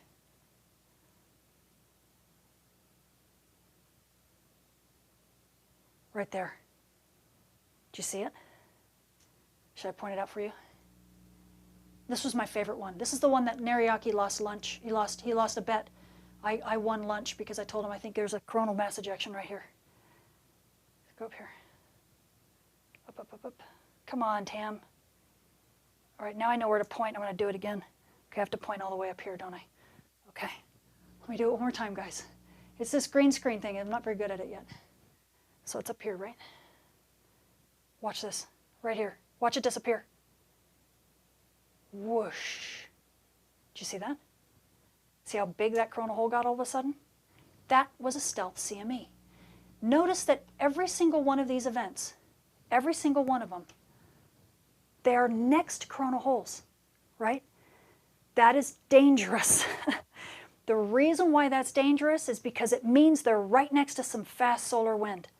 Right? And there's mechanistic reasons why we think these things are happening here. There's some energization going on in the sun, the way the energy is being manipulated and moved, and the way things change around coronal holes so much that it really makes things unstable near there. We have filament channels and all sorts of things that the modelers are beginning to see, that if we look at the sun as a system, as a global system, and we look at how some of these changes are occurring on the sun, these filament channels right next to coronal holes are the ones that seem to go unstable. And so what that means is that the edges of these coronal holes launch stuff, but it launches stuff slowly. And it launches stuff high in the solar atmosphere. So now instead of these CMEs being the knight with the saber rattling and charge kind of thing, they're these ninja, shh, let's just sneak off the sun and have some fun, right? And ruin our day. Because now, when they sneak off the sun, they can sneak off the sun really quietly.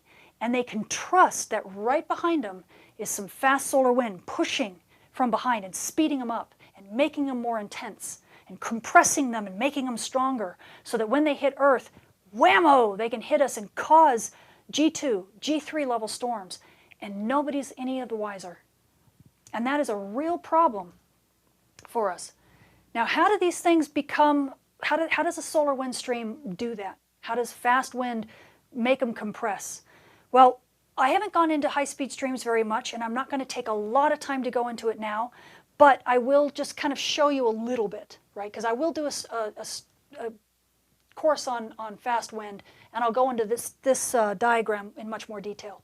But as you can see down here, you can see the sun, and let's say we have some slow wind, fast wind, and then slow wind again. So we have that little fast wind pocket is representative of what a coronal hole would be, the dark coronal hole on the sun, just where that fast solar wind would be.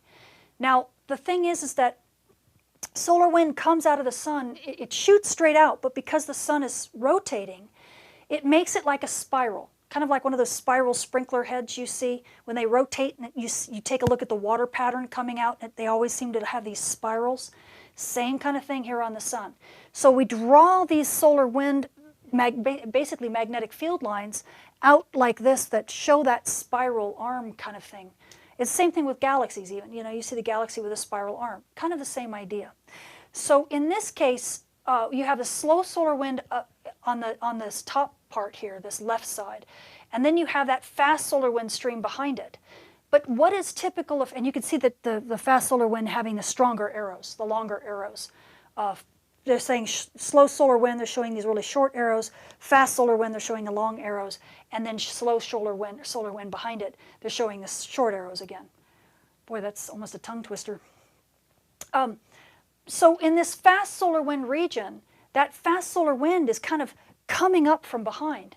The spiral, the amount that the magnetic field and everything spirals isn't so tightly wound. With the slow solar wind, it's really tightly wound, and in the fast solar wind, it's almost straight. It's much straighter. So what happens is that fast solar wind slams into the back of that slow solar wind, and you can see how those lines get really compressed? In this region, you see all the lines kind of get really compressed and close together. That is what we call a stream interaction region. That's where all the compression, all of the strength builds.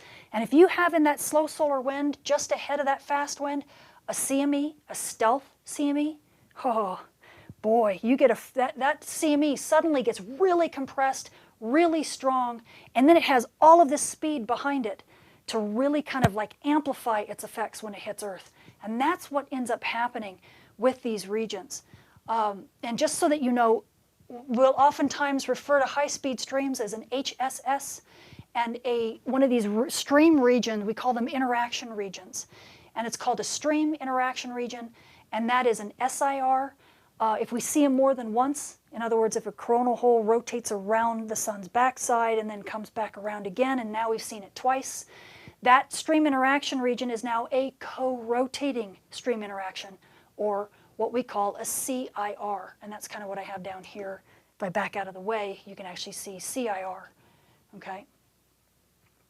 So oftentimes we'll use, in science vernacular, I will often use SIR and CIR, sometimes interchangeably, depending upon what it is I'm focusing on, and HSS is a high-speed stream. So most of the time I'll just talk about it being fast wind. In my forecast, you'll always see it just be about fast wind. But in science vernacular, when you hear people talk about this stuff, those are the terms that they use. Okay, so high-speed streams play crucial roles in the geoeffectiveness of stealth CMEs. Remember, we're talking about what the solar storm potential is of these CMEs, and that's called geoeffectiveness. And so what I've done here is I've kind of just showed you an example of this. if I can get out of the way. So if we look at, there's 3 different panels here that show kind of like a cartoon idea of how fast wind can actually amplify the effects of stealth CMEs when they're launched. Now, if we look at stealth CME being the, what is it, the red, like the red rectangle, and you see it, if we're looking at the sun, let me try to, where am I? Here. Maybe I need to be over here so you can see. Okay. If we're looking at the sun here on this first panel, and we have a blue coronal hole, let me try to point to it. Come on. Up, up, up, up, up. Sorry, guys. I'm so lame here. Okay. There, blue coronal hole, right? And then just to what we call the west of it, okay, is that red CME. Let's say a stealth CME launched on that side of that coronal hole. Well, once that mess got to Earth, what we would see is what is being displayed in this bottom part right here. We would see the ICME first in the solar wind, and then this ICME would kind of die down, and you see that green region, the little green section right there? That green region is what we call the stream interaction region, and that's where that fast wind is kind of pushing behind the CME. But because of the way that the CME launched, on which side of the coronal hole it launched, and on what side of the sun it launched, we don't think there'd be much of an interaction. So a stealth CME launched like this may not cause that big of a storm because the CME itself isn't really in that green region. There's no part of it that's in that green region. So it's not really being enhanced. So it's almost as if the stealth CME kind of goes by, and then the fast wind comes, and then all we really get is a storm from some fast solar wind. Okay, fair enough. But if we get a slightly different scenario, let's say now the sun has rotated a little bit more, and we have the same configuration so that the CME is still being launched on that west side of that coronal hole, okay? But now that whole geometry, that whole configuration is now in the center disk, right? It's now aimed very much at the Earth. Then what ends up happening is that when we see the ICME after it's been launched and it reaches Earth, that ICME is immediately followed by that high-speed stream. So now that fast wind is right behind it, and it's pushing fast and hard. And so the back end of that CME ends up being enhanced by the stream interaction region. Remember when I told you that the lines were compressing closer together in that interaction between the fast and the slow solar wind? Right. That green region is what that is. So what happens is suddenly we get this ninja-looking CME that we hardly saw, if at all, coming off the solar disk. And now, not only is the back end of it being enhanced and strengthened by the fast solar wind, but then we get hit with the fast solar wind behind it, which makes the storm even worse. So this is a classic scenario of a stealth CME fast solar wind composite, kind of like cooperation, where we get G2, G3 level storms, and we had no idea it was coming. No warning. You won't see SWPC. If you go to the Space Weather Prediction Center, they do not forecast these. You'll look and you'll see their models, nothing. Even NASA oftentimes, nothing. I mean, and they're a bit more risky because they're not the official predictor of space weather, so they don't have to be as perfect.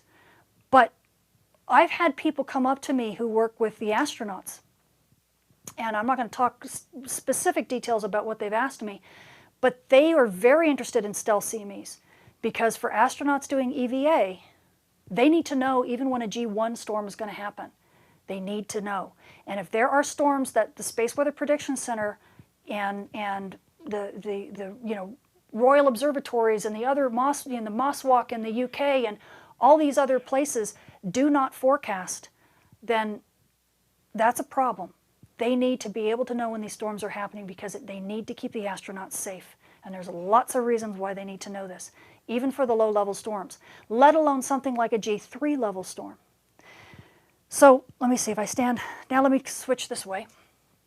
So here's one more example. In this third panel, we'll talk about one more example where now let's just take, we still have the CME and the coronal hole kind of at the central, what we call the central meridian, basically in the middle of the sun, right? So it's very much Earth-directed, whatever's going to come at us. But now let's have the CME on the east side of the coronal hole. So now the fast wind is probably going to hit us first.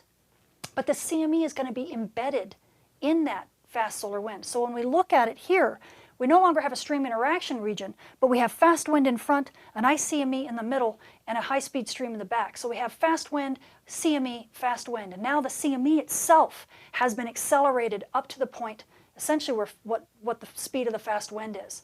So now the whole CME ends up being geoeffective.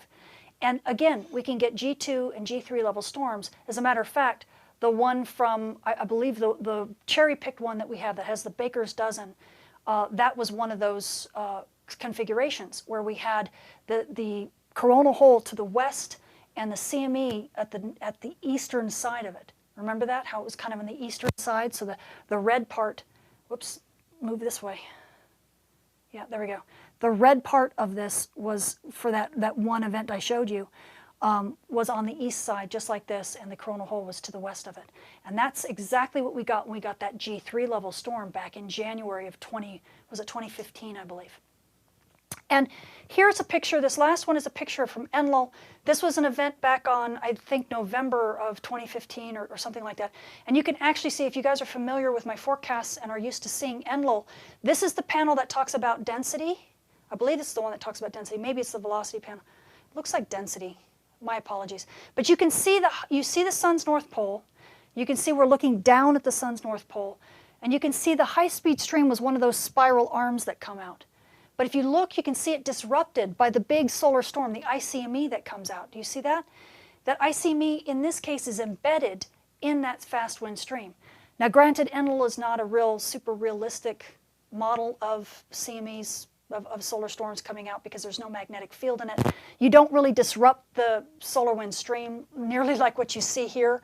But nonetheless, it does show that the ICME here is embedded completely in that high-speed stream. You see the stream in front and then the stream after. And when you look at the time plot, you see, and sure enough, you see the HSS, the high speed before, you see the ICME in red, and you see the high-speed wind behind it as well. So the ICME, just like this cartoon, is embedded in that. And these are some of the most intense of all the stealth CMEs that we find. And yes, they are a problem for us. But as I showed in the last course, man, when you have solar wind, and I'll stand over here for just a second, when you have solar wind that has all of this structure, fast wind, slow wind, all of these different speeds, densities, things like that, different directions, it really wreaks havoc with these structures. And so it's not just a pristine solar wind coming out with these beautiful spiral arms. It ends up being kind of a jumbled, distorted, pinched kind of mess. And so when you look at the types of structures that come out, here's just some basic numerical simulations in very simplistic solar wind. You can see them distorting the fronts, compressing, causing issues, causing changes and very odd shapes to be generated from these structures. So now, instead of seeing these beautiful solar slinkies that we've always talked about, and how wonderful and how easy it is to gauge what their magnetic field is doing and what their shape looks like, now we've got a mess on our hands. And that's another problem with stealth CMEs, is that trying to identify these things in the solar wind is unbelievably painful. And I'm not going to go into the details. I thought of adding some extra stuff to kind of show you what the solar wind looks like with these stealth CMEs and embedded in them, and show you, okay, here's the high-speed stream, and look how it's compressing this, and look at this density spike, and look how hard it is to identify. Can you pick out the stealth CME in this by itself? And I thought, it's just, honestly, we're at that point in the ISSI team where we'll sit there and argue for 20 minutes on, okay, is there a stealth CME in this, or is it just a stream interaction region? And sometimes we honestly have to scratch our heads and punt, because every marker that we have in the solar wind will be so borderline. It'll be like, well, if it's a stream interaction region, then it's an extreme one. And well, if it's a stealth CME, then it's a really weak one. And we really get to a point where it's like, gosh, with the measurements we have, we just can't tell. And that's going to be, unfortunately, the problem that we have with stealth CMEs for quite some time, because we really only have single spacecraft out there. So it's like literally a needle in a haystack, right? Imagine trying to envision what a haystack of hay looks like, and all you get to observe is just the needle that goes through the middle of it. How do you put it back together? And that's really what we're dealing with the state of the art. So let me quickly just give you an idea of a couple of these, the ones I showed. This is in a paper that Nariaki and I did back in 2017, and I just kind of wanted to quickly show a couple of the highlights of how we can modify the detection techniques so that we can actually detect these structures. So you can actually see from the movies that I presented how, you don't see anything, right? Really. There are ways, and Nariaki has pioneered these methods, to change how we do space weather forecasting. Now, granted, none of this is implemented yet, but we are showing that it is possible to detect these structures, and it is possible to forecast them if we know how to look at our data.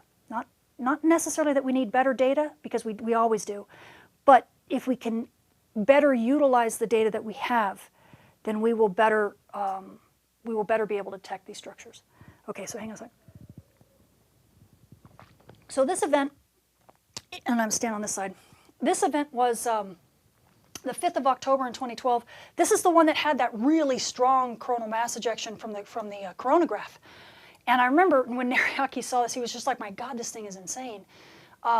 He was saying it was unbelievable that we had such a very intense coronagraph image, and yet from the disk, it really didn't look like anything was going on. And as you can see in the second image, these are the raw images here, he shows, whoops, down here, the difference between the pre-event structure, let me move my hand down a little bit, the pre-event structure and then the post-event structure, which is this other side. Up, up, up. Sorry. It's going to take me a little bit. He actually had to circle where the Demings were, because in the raw images, you really just you hardly tell the difference between the two. They were so minor, and yet the coronagraph showed this massive structure, very dense structure coming out. And so when he went back and he did his difference images, his what we call base difference images, these are not running difference, but rather a totally different way of utilizing a difference image machine. And by doing it, it allows you to see changes over a much longer period of time. And so he's able to see the brightenings and the dimmings over 12, 18, sometimes 24 hours. And in this case, you can actually see, the brightness from the first, down, sorry. Here's the brightness from the first one. I can pull my hand down. Come on, Tam, you can get there. There you go. So there's the brightness from one of the first pops, but then you see the dimmings coming later over here, down. I'll get there. You see the ones that he's got circled down here? Those dimmings right there, those are the dimmings that he has circled in the higher pictures, in the raw images. But he wasn't able to point them out until he ran the base difference image routine over the course of a day, because that's how slowly these eruptions occur. They're very slow and they erupt very quietly, very stealthily. But once again, what do you see next to it? A coronal hole, right? So what happens? You get fast solar wind, and once again you get these things pushing and enhancing the storm potential. And so what did we get when the storm hit Earth? Boom, a G2 level storm over the course of 2 days. Not just a single day, but 2 days. And you can't have storms that reach a G2 level. This is when the national power grids, in the United States at least, go into mitigating procedures because of what we call ground or geomagnetically induced currents. So we have something that alerts the power grids, and they get no warning that they need to start implementing their procedures, their mitigating procedures to maintain a decent amount of reactive power. You have no warning to the astronauts who might be doing EVA and be doing spacewalks during these storms, which then can cause lots of very life-threatening issues. And again, I won't go into the details of why, but there are some very serious concerns that the Johnson Space Center has for storms of this magnitude that we can't predict. And to have this last over 2 days from a stealth CME that nobody, no official agency, no official space weather prediction agency was able to model or put out a warning for. This is not the way we want space weather to be. And so this is what the ISI team is trying to fix. Okay, so here's another one. I'm only showing these two, so. This is my favorite one. This is that cherry, the Baker's Dozen cherries. This is the one that has the coronal hole. It's kind of, that's in the southern part of the southern part of the sun, but it has that dimming that occurs on the east side. And you can see in the coronagraphs, you can see kind of a small, it's outlined here in green. You can see the small halo, partial halo that comes out. And you can see in the difference image, the base difference image, you can see, let me try to point it out, up, you see the dimming. If I scoot over right there, that dimming right there, that dimming is due to that one small portion of that CME, or that coronal hole, being evacuated. That was a stealth CME that lifted off. It made the coronal hole larger, and you could see it was on the east side of where the coronal hole was. So the coronal hole, you see the dimming, and put my hand where the dimming is again. Come on over. There's the dimming. So then, whoops, hang on. There's the dimming. And just to the west of it, so this side is where that coronal hole is. Okay? That's the coronal hole. And if you go down to the bottom image here, you can see, again, that's the coronal hole, and the dimming actually occurred right here. Whoop, down. Come on, Tam. Right there. That's the part that evacuated. And even the models were showing the extent of the coronal hole in the purple dots you see just below my hand. Those purple dots are showing where the open field is, which means where the fast wind is emanating from, is coming from. But you see where my finger is pointing. They didn't include that in the model because this was an eruption of a stealth CME. So the coronal hole got much larger with this stealth CME, but the models can't tell you that, and there's definitely no forecasts that can tell you that. So with that as one of the most intense and obvious structures or examples of a stealth CME, what did we get? Didn't last all that long, but oh my God, a G3 level storm. Okay, we reached a G2 and then a G3. Thank goodness this stealth CME wasn't larger. Thank goodness the coronal hole was way south. The reason why we think that this storm didn't last all that long was because we just clipped the top of it, because most of it went south of Earth. So it didn't last very long, but if this storm if that coronal hole had been in the center of the sun's disk instead of down at the South Pole, this would have been a totally different picture. We could have had a G3, maybe even a G4, but most likely a G3 that would have lasted for days. And without warning, we can't do this. We can't do this to our power grids. We can't do this to our national utility services. We can't do this to our astronauts. And imagine if we have space tourism up and going, and we have people asteroid mining inside the Earth's magnetosphere, or even in interstellar space or interplanetary space. We can't have these types of things going on and not be able to forecast the level of impact that they will have. We just can't have it. So this, again, is something that we're trying to do with the ISI team. And that pretty much covers stealth CMEs, but what I will do, I wanted to, and I'll take a break here in a sec, but what I want to make sure I do, because this was asked of me by my Patreon mini course people, they wanted to know, especially one of my VIP people, Mike, thanks for asking specifically about this. You wanted specifically to know what happened to this recent solar storm fizzle that we had back on March 23rd. And I want to be able to kind of go over it because it's even though it wasn't really a problem geomagnetic storm, because it didn't cause a geomagnetic storm, it's still part of the observation issue that we have. It's part of what made that ISI team list of CMEs that I showed you, part of what made it so frustrating. Because we get things like camouflage CMEs and multiple events that complicate our ability to observe these things and make accurate predictions. So I will talk about that in just a moment. And yes, I am taking drinks of water. You guys have all told me I don't drink enough during these courses, so I am trying to be better about it. And I'm going to check to see if you have any more questions. Okay, let's see.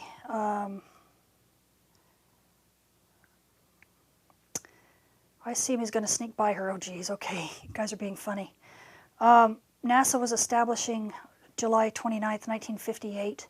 Is that when NASA was established? That's pretty, gosh, I didn't realize it was that recent. I thought NASA had been older. I guess so, because we went to the moon in 1969. It was kind of a space race kind of thing. So yeah, I understand. Okay. Cancel my space flights, please. That's funny. Yeah, well, you know, that's the problem, is that people don't realize we're being very cavalier about going to Mars. We're being very cavalier about asteroid mining and space tourism and all of these things, when we don't even have the weather down yet. I mean, imagine it's like setting out to sea and not knowing when a hurricane could hit, knowing that their big ones could be out there, but you have no way of predicting them. Who would want to do that? And really, that's kind of where we're at when it comes to space weather, is that there can be very strong storms that are driven by things that we just don't see very well on the sun, and we're not really great at predicting them yet. Not that we don't see them, but we don't necessarily, we haven't seen the full range of what the sun can do, and so it keeps surprising us.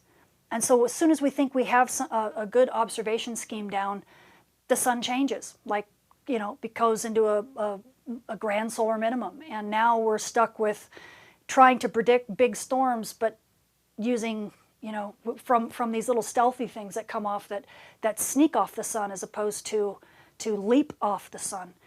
And it does become a real problem, especially in today's age, when we have all of these technological advancements and so many space assets that are invisible to everybody other than the people who are trying to keep them up there and keep them functioning. And so it becomes a real problem for us. Okay, so what happened to the storm on March 23rd, 2019? Well, I put out back on Twitter, I forget what day it was, probably the 22nd or something, maybe the 21st. I put out a couple of annotated images of the models where both NASA and NOAA, actually let me stand on this side, where both NASA and NOAA had put out, this one here is the NOAA prediction model, this is the NASA one, and they actually predicted pretty close to the same. They were within an hour of one another of when this solar storm that had been launched off the sun was going to arrive. And believe it or not, that's pretty unusual. So I felt that, you know, this was going to end up being a really good prediction. Usually when these guys agree, then it's pretty clear. The observations coming off of the sun are very clear, and there's not going to be much of a mistake in terms of, and not much of a spread in terms of when the actual CME hits Earth and what the prediction is. But as we learned very quickly, and which Halo CME tweeted, if you ever want to look at his tweet, I've got the link to it up here. Make sure you take a look at it. I'm going to stand on this side. What ended up happening? Well, the CME didn't reach Earth until the 25th, it seemed. And the sad thing is that the media picked up on it, and it was a firestorm, and there was just so many articles written on it, and everybody was, you know, I don't want to say it was fire and brimstone, but there was a lot of media hype about this solar storm and how far south you were going to see aurora, and this was a sure thing, and it was very frightening when we saw all that going. Many of us in this community were, you know, not just the scientists, but even, you know, all the savvy people who have aurora communities that base their stuff around.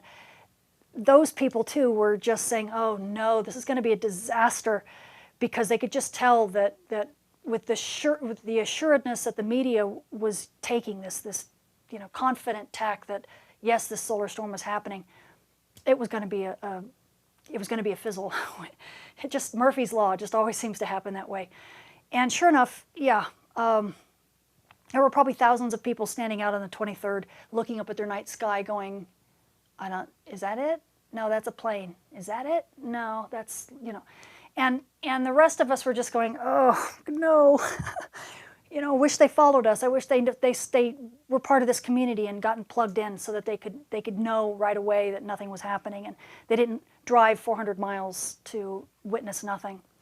But even the scientists, just so you know, even the scientists, this is a picture of the CCMC scoreboard, which is, anybody can access it and I think anyone can even put a prediction in if you want to, but only scientists do it because they're trying to understand better how decent the predictions, how decent of predictions can they put out. And even on that CCMC scoreboard with all this expertise, so many people got it wrong. The storm didn't arrive till the 25th, and most predictions were way too early by easily more than 12 hours, if not 24 hours. Again, if you want to go see Halo CME's tweet, he will talk about it in very specifically. But really, what happened here? Well, the CME itself, and we're looking at stereo observations. This is coronagraph images from the side of the sun. So what we're seeing is stuff spitting out towards Earth from the side. And the CME had a two-part structure. It was shot in two parts. It had a first part that got shot out, and then a few hours later, a second part got shot out. And it's kind of like two eruptions, but not really. They were linked together. It was kind of like a non-stop eruption. But what happens is that this camouflages really our ability to predict what is going to hit us and how fast it's going to hit us. On top of that, the two different parts arrived at different times at Earth. And then on top of that, the first part had arrived in very slow solar wind. And what happens is that when you get stuck behind very slow solar wind, it's like a traffic jam. And I had a lot of people ask me saying, well, what could have held it up? Space is empty. It's like, no, space is a jail. The magnetic field that runs through the entire solar wind jails everything in it. And so magnetic field lines really don't touch. They really don't like touching each other. When they do, it releases a lot of energy.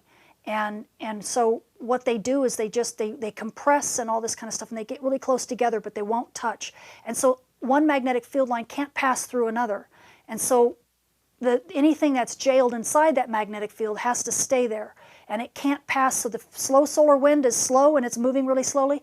The fast stuff behind it can't get through. It just slows down and compresses. And it's almost like coming up against a brick wall, or just like when you're driving on the freeway, you come up against slow traffic and you just have to slow down and wait. And that's exactly what happened here. So not only do we have a very complicated structure erupting from the sun that makes it very difficult for us to do the predictions, but then when it arrives, we realize, oh, there was some really slow wind ahead of it. But we can't see that when these things launch off the sun. We don't know that there's really super slow wind in front of it. All we know is that once it hits Earth, that's when we're able to tell. And so this is what happened when we saw the structure hit Earth. There's the two parts. You can see here part 1 and part 2. Now, the interesting thing is that part 2, as you can see at the top panel, that's the really strong. Look how strong that magnetic field is in part 2, the blue part, right? That's when we get the solar storm, the real intense part of the storm, which really wasn't all that intense. It's only like a KP of 3. Not much, right? But nonetheless, that was where the more intense part of the solar storm was. And when that part actually hit us finally on the 25th, if you can see down there the dates, down here at the bottom, when it hit us on the 25th, that's when everybody said, oh, our predictions were terrible. This thing arrived on the 25th. But what they didn't realize was that what they really had predicted was when part 1 was going to arrive. Now, if you look at part 1 and the dates down here at the bottom, it says the 23rd, right? So NASA and NOAA, they were right. They got it right, believe it or not. But what did they get right? This pink, look at it. There's nothing there. There's no magnetic field strength. Everything is kind of There's just nothing going on that's worth even talking about. So really, excuse me, it's a solar storm fizzle. Part 1 was. And I remember when it actually hit, I was looking at the solar wind and I said, ooh, I see something that looks like an ICME. The field kind of rotated gently, the variance kind of went down, it was definitely cold. Let me show you the panel here, right here.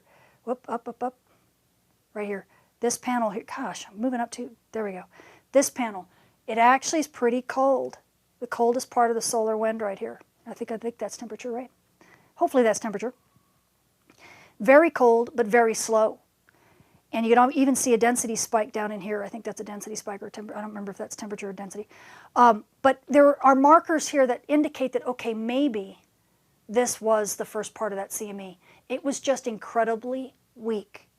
But in coronagraphs, this was the part that drove the predictions.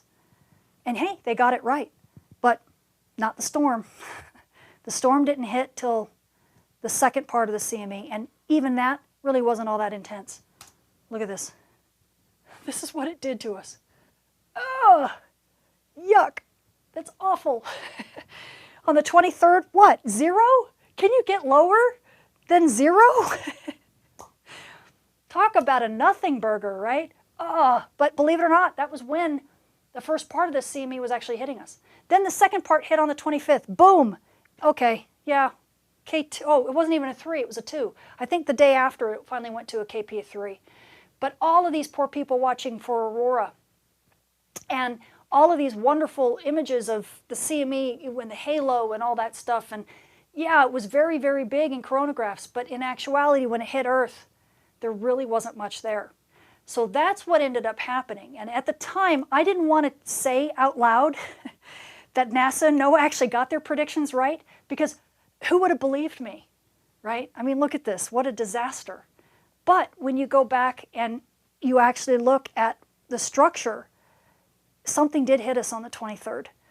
And as much as I hate to admit it, it just was a really, really weak part of the solar storm, even though it looked like it was going to be far better than what it was. So this is the state of the art of coronal mass ejection forecasting. And that's, you know, those types of events are things that are going to continue to happen for quite some time. And there's nothing we can really do about it yet. But these are things that we can change, slowly but surely. And as it becomes more important for us to have accurate space weather predictions, the more we get this in the public eye, the more people realize that there are correlations between these eruptions that we see on the sun and when the weak forecasting we're able to do and the effects that they have here at Earth on their daily lives, then the more clamoring we can make, the more noise we can make about, let's improve this, let's get more spacecraft out there where we need them. Let's find ways and find the instruments that we need to actually do this right, not have it be run by, politics and all the palace intrigue that oftentimes happens in any industry. Space weather is no different than any other industry. There's all sorts of palace intrigue. But if we can get some of the need in the hands of the people and get them to lobby for us and help us all, raise us all up, then it will bring space weather into the realm of, comparing with terrestrial weather. And we'll say, okay, what tools do we need to be able to do this job correctly? And that's really why space weather broadcasting is so important, because that's what's going to get space weather predictions in everybody's living room. And it's going to get people to say, we need to make these better because it matters, especially during hurricane season, especially when aurora tourism is a big deal. And we need to know when radiation storms are going to happen. We need to know when stealthy CMEs that are going to cause a G3 level storm are going to happen. And oh, God forbid that it actually causes, power brownouts because we have a G3 level storm that nobody was ready for it, not even the utility companies. So these types of things are important, not to mention aviation industry, right? Everybody flying up in airlines. These things can cause havoc for lots of different aspects of our daily lives, and we just need to be better at doing what we do. So that's pretty much the end of coronal mass ejections. What I'm going to do, actually let me stand on this side. This is the mini course summary. So we have had a very extensive, and this is just one slide here, but we've had a very extensive set of courses on coronal mass ejections, and I did go over some of them in detail with you. They are so complex I had to give 3 separate mini courses. So the first one was called Coronal Mass Ejections and Aliens. This was the origin of CME. It went over the origin of CME observations on the sun. It has a really great history about when we didn't even know what the solar wind was. We had no idea what these structures were, and that the solar wind actually blew over us all the time. So it goes over all of the details of that and how we began to understand what we were looking at and putting the pieces together. And then the second one is interplanetary coronal mass ejections and the truth about Carrington events. This one now takes that idea of coronal mass ejections and takes it further away from the sun and evolves it into the solar wind, shows how the solar wind affects these structures, and shows how these things actually hit Earth and what they end up causing at Earth. And we do even go into Carrington events. I talk about the 1972 event, and I talk about the recent Carrington events we've had in this solar cycle. So that's definitely a must-see course for those of you who have not looked at the two prior mini courses. And then, of course, we have this course, which is Stealthy Coronal Mass Ejection and Problem Geomagnetic Storms, which goes into our forecasting and prediction woes. Hopefully that, I've aired all our dirty laundry, so you now know where the state of the art is and how far we have yet to go. But we are active in this area, and we have scientists that are working on it. Some of my really close colleagues and really good friends are working our britches off to try to solve this problem and make space weather forecasting a much more robust field. So I think I went over this basically that as kind of takeaway points. CMEs must be considered twice. First, as at the sun as they erupt, and then secondly, as ICMEs as they travel in the solar wind on their way to Earth, because the solar wind is a whole nother animal, and it can absolutely change everything about these CMEs when they arrive at Earth, what they're going to look like, whether they get a boost or not, especially in the case of stealth CMEs, or whether they arrive late because they were dragged down by slow solar wind, or they arrived early, being pushed forward by fast solar wind. Solar wind stuff can even bump them out of the way. So something that was an Earth-directed solar storm ends up missing Earth because some fast wind blew it right off the path. And we don't really have a good handle on that yet. Solar observations are not enough to determine ICME structure, the arrival time, or their solar storm potential. That is definitely part of the picture with the solar observations, but you need that interplanetary part, that aspect in the solar wind. And this is one of those things that's going to continue to dog us as space weather forecasters for quite some time, because we just don't have a way of mapping out what the solar wind is doing. It's completely invisible to us. And there's a huge amount of space between the sun and the Earth. Okay, solar wind structure, such as high-speed streams from coronal holes and slow solar wind, make a huge difference in terms of the ICME impacts at Earth, and I think I went over that. But some CMEs, at the final point here, is some CMEs are so stealthy, they cannot be observed using the standard forecasting techniques, and so they aren't captured in current predictions. Now, the ISI team is one of the leaders, or we're probably the only ones, that are really working to change this.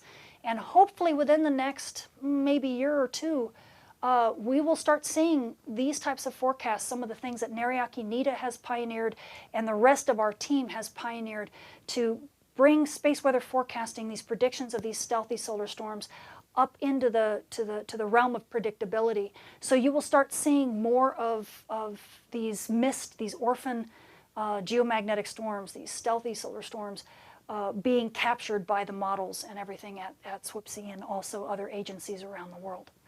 So that's it for coronal mass ejections. I can answer questions now, but hopefully I've not made it quite such a long class compared to last time. I've tried to cut it down. I guarantee you my solar flare classes won't be quite so long, because I didn't do my thesis on solar flares. I did it on coronal mass ejection, so might not be quite as passionate about it.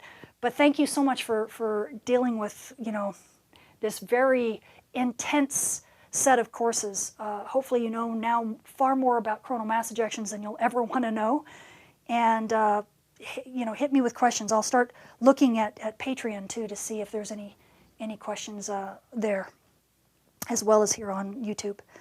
Okay. Does NASA need more government? No. I don't think so. NASA has many of its own woes, and it's the same problem that any agency has. There's just so many people who want to steer the ship, and it's just hard. It's hard to know which direction you're supposed to go. Sorry, you're having to look at me. Let me try to reload this to see if anybody on Patreon has asked me questions. And yes, if you're not on Patreon and you want to have access to these mini courses and you want to be able to decide what the next one's going to be, or have your questions, or even have me make charts like I did today, the March 29th storm or 23rd storm and the summary of these coronal mass ejection mini courses were charts that I added specifically because my mini course people on Patreon asked me to.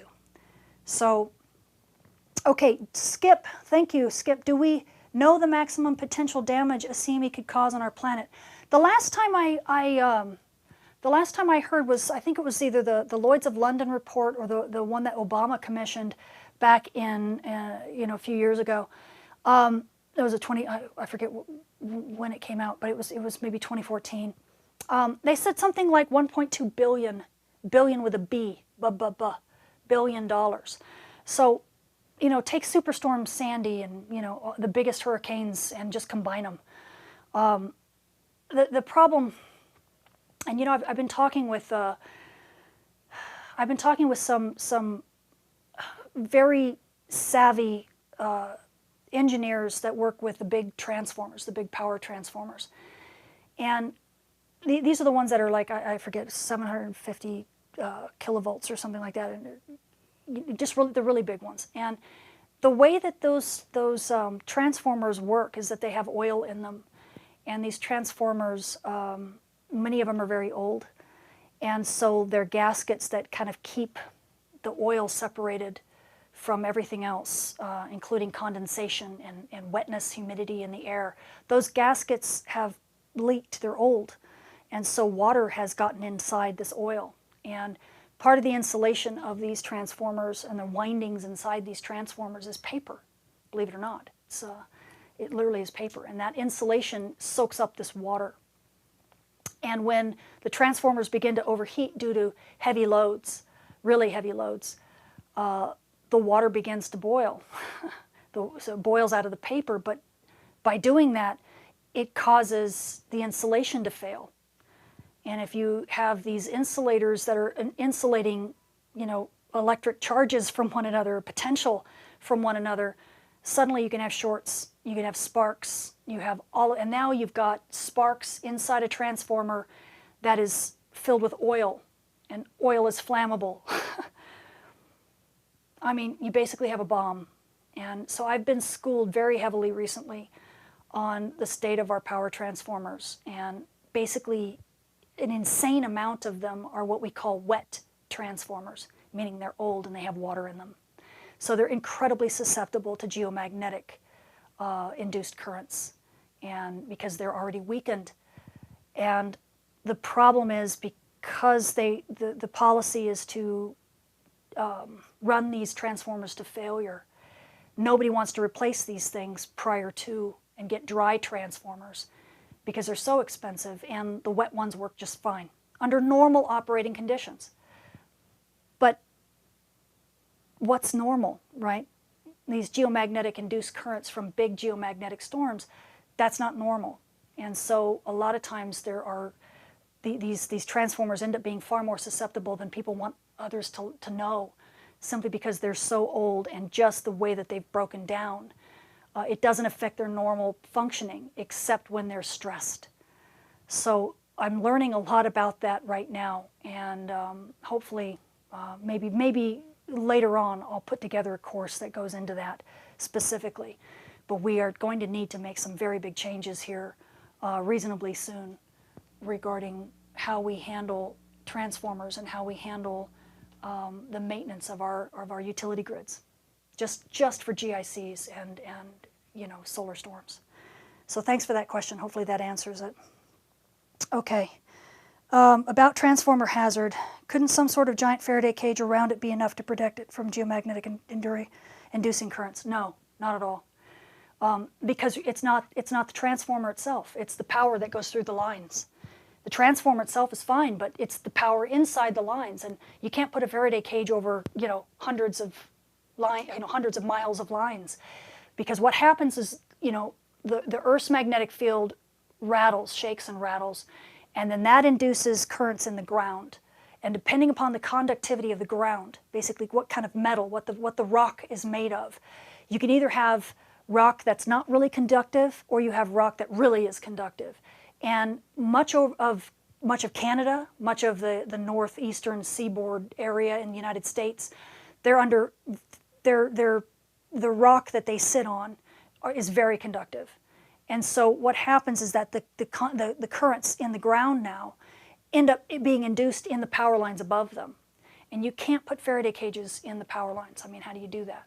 So what ends up happening is that you get these really wild loads in the power lines. You get potentials and all this kind of stuff that come up maybe a little bit at a time, but because the lines are so long, these little changes over a big length cause very large voltage differences. And it mucks with what something is called reactive power. And reactive power is too complicated for me to talk about here. Maybe I'll give a course on that later. But the power grids don't just supply power, they supply a specific kind of power that allows motors to work. And I've been schooled in this recently. And that kind of power is called reactive power. And you have to, it also serves, the reactive power also serves as a way to kind of buffer changes in fluctuating potential. And if you don't have enough reactive power in the system, then your transformers they overload. And it heats them up, and this is what happens, they break down. You boil that water inside, and all goes to hell in a handbasket. So wet transformers are much more dangerous than dry transformers, and unfortunately, the vast majority of transformers we have, at least in the United States, are wet because they're old. So, okay, stereo B is totally lost. Yeah, I don't know. I'm sure we're going to continue to try as stereo B comes rotating around, but what I've heard recently, actually Ian during the ISI meeting, he informed me that it looks like there's a gyro failure. I had heard that the last contact, they were trying to heat up the hydrazine because the fuel had been frozen and they lost power during that period. But I guess there was some additional information that I had not known, but that I think there was a gyro failure. So if that's the case, then we can't even get stereo B repositioned, even if we wanted to, because one of its gyros is out and we can't really determine how to mitigate that. I mean, we've done that with Soho. Soho flies gyroless. As a matter of fact, Soho, I think, is down right now. It's not giving us many observations because it's having to go through a maneuver to deal with the fact that it runs without gyros. But so it is possible to do that type of thing, but you have to be able to have a spacecraft you can communicate with and know its status. And stereo B is just so out of control right now that I don't know if there's a chance for it ever to come back to life. Okay, so whenever there's a geomagnetic storm, KP5 is 6, I notice increased lights flickering and the PC freezes up. Yikes! What latitude are you at? I mean, it is possible, especially 5 or 6. I mean, that's a 6 is the G2 level. That's when people start putting in. That's when the NERC and the FERC have, at least for the United States, implore the utility companies to start their mitigating factors or the mitigating procedures to protect their grids. At a G3 level, of course, then it gets pretty serious. And remember, it's not just hitting those numbers, hitting that level of intensity of storm, it's also the duration. So the longer the storm lasts at those levels, the harder it is on the grids. So they can handle it for a short while, but if you're talking 6, 12, 18, 24 hours at these high storm levels, then yeah, that can become a real problem really fast. Hi Jerry, let's see. The fault is caused by excessive current induced into the lines and the ground from the magnetic field caused by the solar storm. Exactly, yeah, that's right. Has NASA ceased the periodic recovery operations? I think once stereo B comes really close to Earth, we might try again. I never count out scientists when it's their baby. I tell you, scientists can really can lobby, and they'll find money to to siphon off of out of other places just to be able to have one last recovery attempt, because these missions are so critical, and they've spent so many decades, oftentimes planning them and designing them and then flying them. Oftentimes these missions literally will be 20 years from cradle to grave. And what I mean by, I shouldn't even say grave, I say cradle to launch, because these ideas come up in people's minds, and then they have to get the idea for it, and then they have to write a proposal and then get all the teams together and get the instruments there, and then they get the proposal finally together after about 5 or more years, and then it gets turned down. So then they do it again, and they may go through 2 or 3 proposal processes before they finally get selected, and now they finally get to build it. But by that time it's already been 10 years old since they came up with the idea, maybe 20 years. In the case of Parker Solar Probe, the idea of the solar probe was back in the 60s and 70s. And I think I even talk about that in my first CME mini course. So these missions oftentimes can last a lifetime of a scientist. And so they're not that willing to just say, okay, it's gone, forget it. They'll try again and again. Okay, so let's see. Any other questions, guys? Gyro, yeah, we're talking about gyro. I prefer bushings. Yeah. Okay, so it looks like you guys are out of questions. Oh my goodness, that's fantastic. Did I finally exhaust you on questions? Let's see. Oh, here, hang on. Do CMEs have an impact on asteroids or comets? Oh, that's a good question. Yes. As a matter of fact, I wish I had a movie I could pull up, but you can actually find them. CMEs are fantastic when it comes to comets. Asteroids, not so much, because there's no atmosphere. There's nothing fun to look at. They're just rocks, right? So not really a big deal. But maybe if you were an astronaut standing on the surface of an asteroid, then it could be a problem if there were a radiation storm. But comets are cool, because if you look at a comet in the solar wind, right, the tail is always blowing away from the sun, right, because the solar wind's always blowing out. So even if a comet is moving away from the sun, it's kind of like its hair gets blown in its face, because the solar wind is always blowing this way. So you either have a headwind or a tailwind or something like that. But nonetheless, it's really cool to watch comets, because when a CME goes by, it's almost as if the comet were a lizard, a gecko or something, and the CME will come by and clip, and you'll watch the tail of the comet just get cut right off, and the tail will go and sail off into the distance, and then you'll watch the comet grow the tail back very slowly, just like a lizard, just like a gecko. It's very cool. We call it tail disruption, and it happens quite frequently. I know Janet Luhman, speaking of stereo, she's the PI on one of the instrument packages of stereo, and she has many pictures, beautiful pictures in HI of, and actually Richard Harrison, I think, was a PI, or at least was a PI of HI a while back. I'm not sure if he still is anymore, but there's so many gorgeous pictures of in the inside HI of comet tail disruptions from CMEs. And it's just really cool watching them get ripped off like that, and then slowly watch the comet grow the tail back over, a period of a few days or something. So yes, there's these very intense space weather effects that occur. Does the comet care? Probably not, but it is fun to watch. So hopefully that answers that question. Maybe the forecast of solar wind can break into 2 parts like a tornado, a watch and a warning phase. Actually SWPC does that. They do watches and warnings. And I don't remember all the specific rules of how they use it. I don't do that so much yet, if for no other reason than simply because I don't want to make it more complicated than it needs to be. I think space weather is so much in its infancy right now that just to say that we have a solar storm coming, whether or not it's actually going to cause a storm or not, that's could be questionable.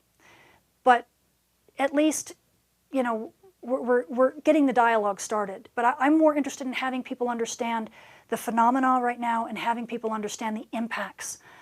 Whether we get the predictions right or not thus far, I think that will come. And as our instrumentation and our prediction ability gets better, then I do believe we'll start. I will start implementing things like watches and warnings. I just think it's a little premature to worry about that level of detail yet, because we're already wrong so much of the time. If I give myself a watch and a warning, now I can be wrong twice.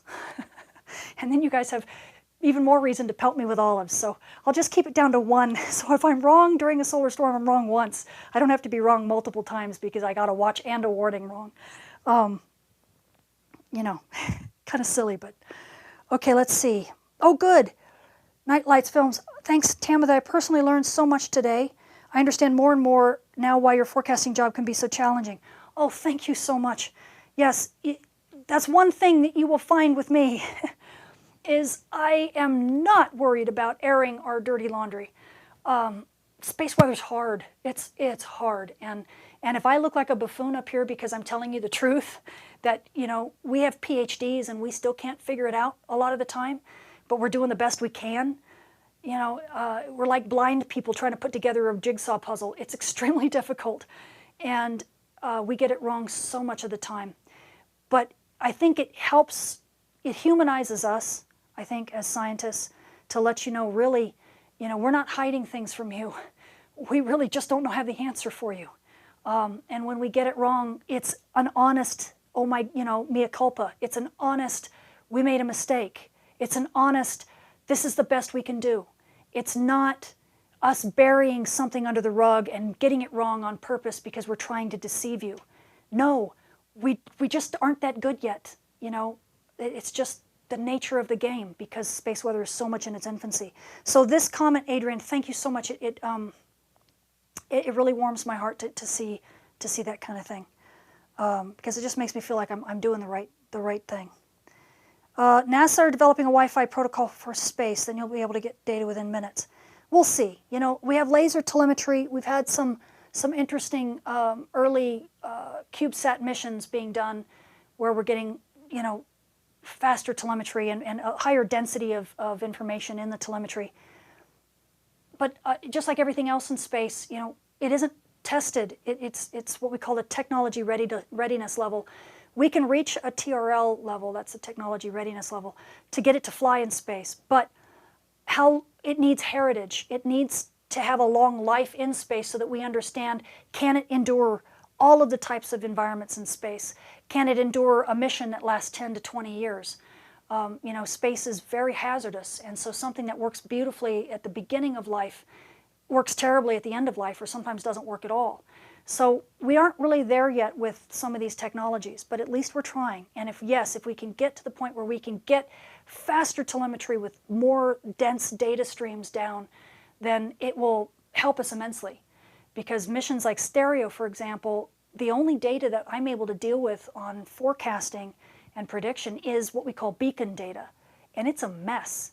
I mean, if you ever look at when I talk about Stereo, right, and I do a, you know, so what else does our sun have in store for us this week? Well, this is Stereo A, it's our backside monitor, right? And I go off and I blah, blah, blah, blah, blah. Right, you'll look and you'll watch the stereo images and you'll see these really pristine images at first.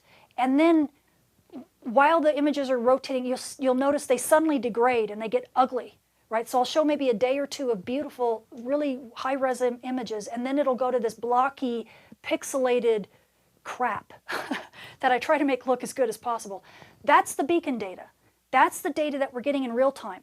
And thanks to the satellite and the spacecraft team for thinking, hey, let's make sure we have real-time data available, even if it's lower resolution, so that we can get enough data down for them to be able to do, you know, real-time prediction and forecasting. And so that's what we're talking about when we're talking about beacon data. It's a lower res, and it's not as detailed, and so we can't see a lot of the fine structure.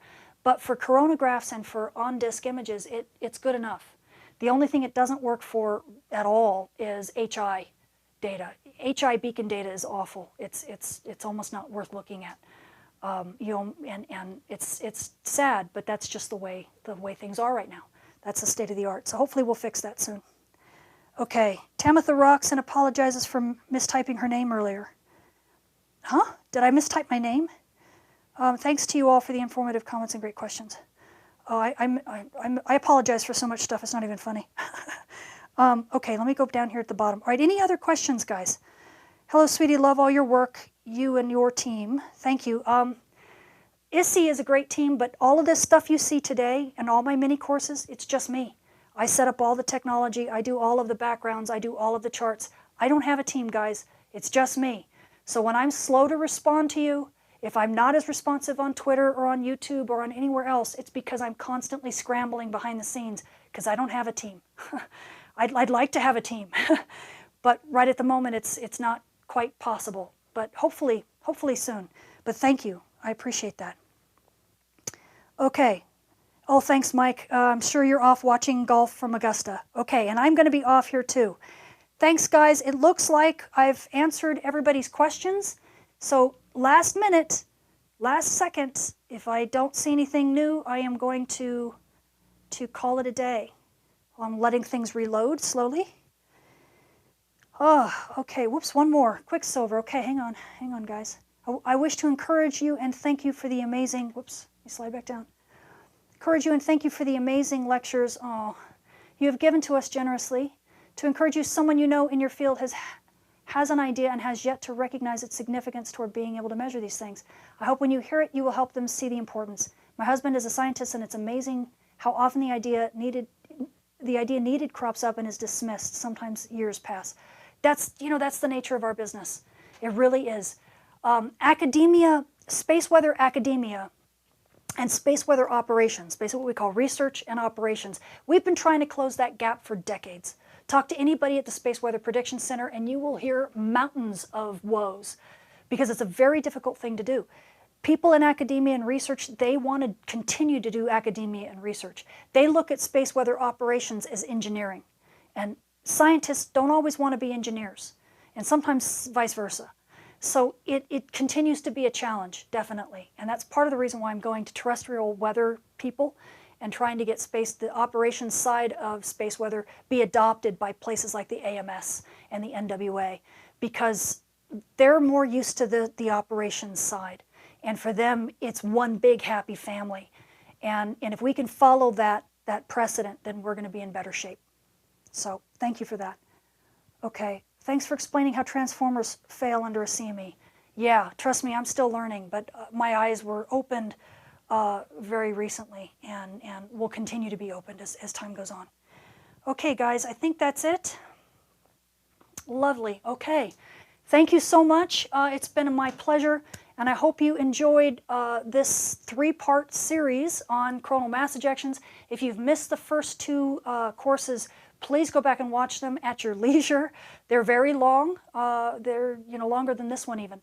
So take your time. But just so you know, these are going to be the baseline point of departure lectures for the certification courses we're going to be giving at Millersville University. So what you guys are actually seeing is the beginning of a university level courses, certification curriculum that's going to be coming online. And you guys are absolutely helping me design it.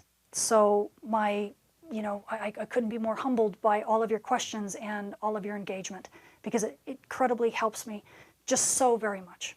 Okay? And take care, you guys. Bye.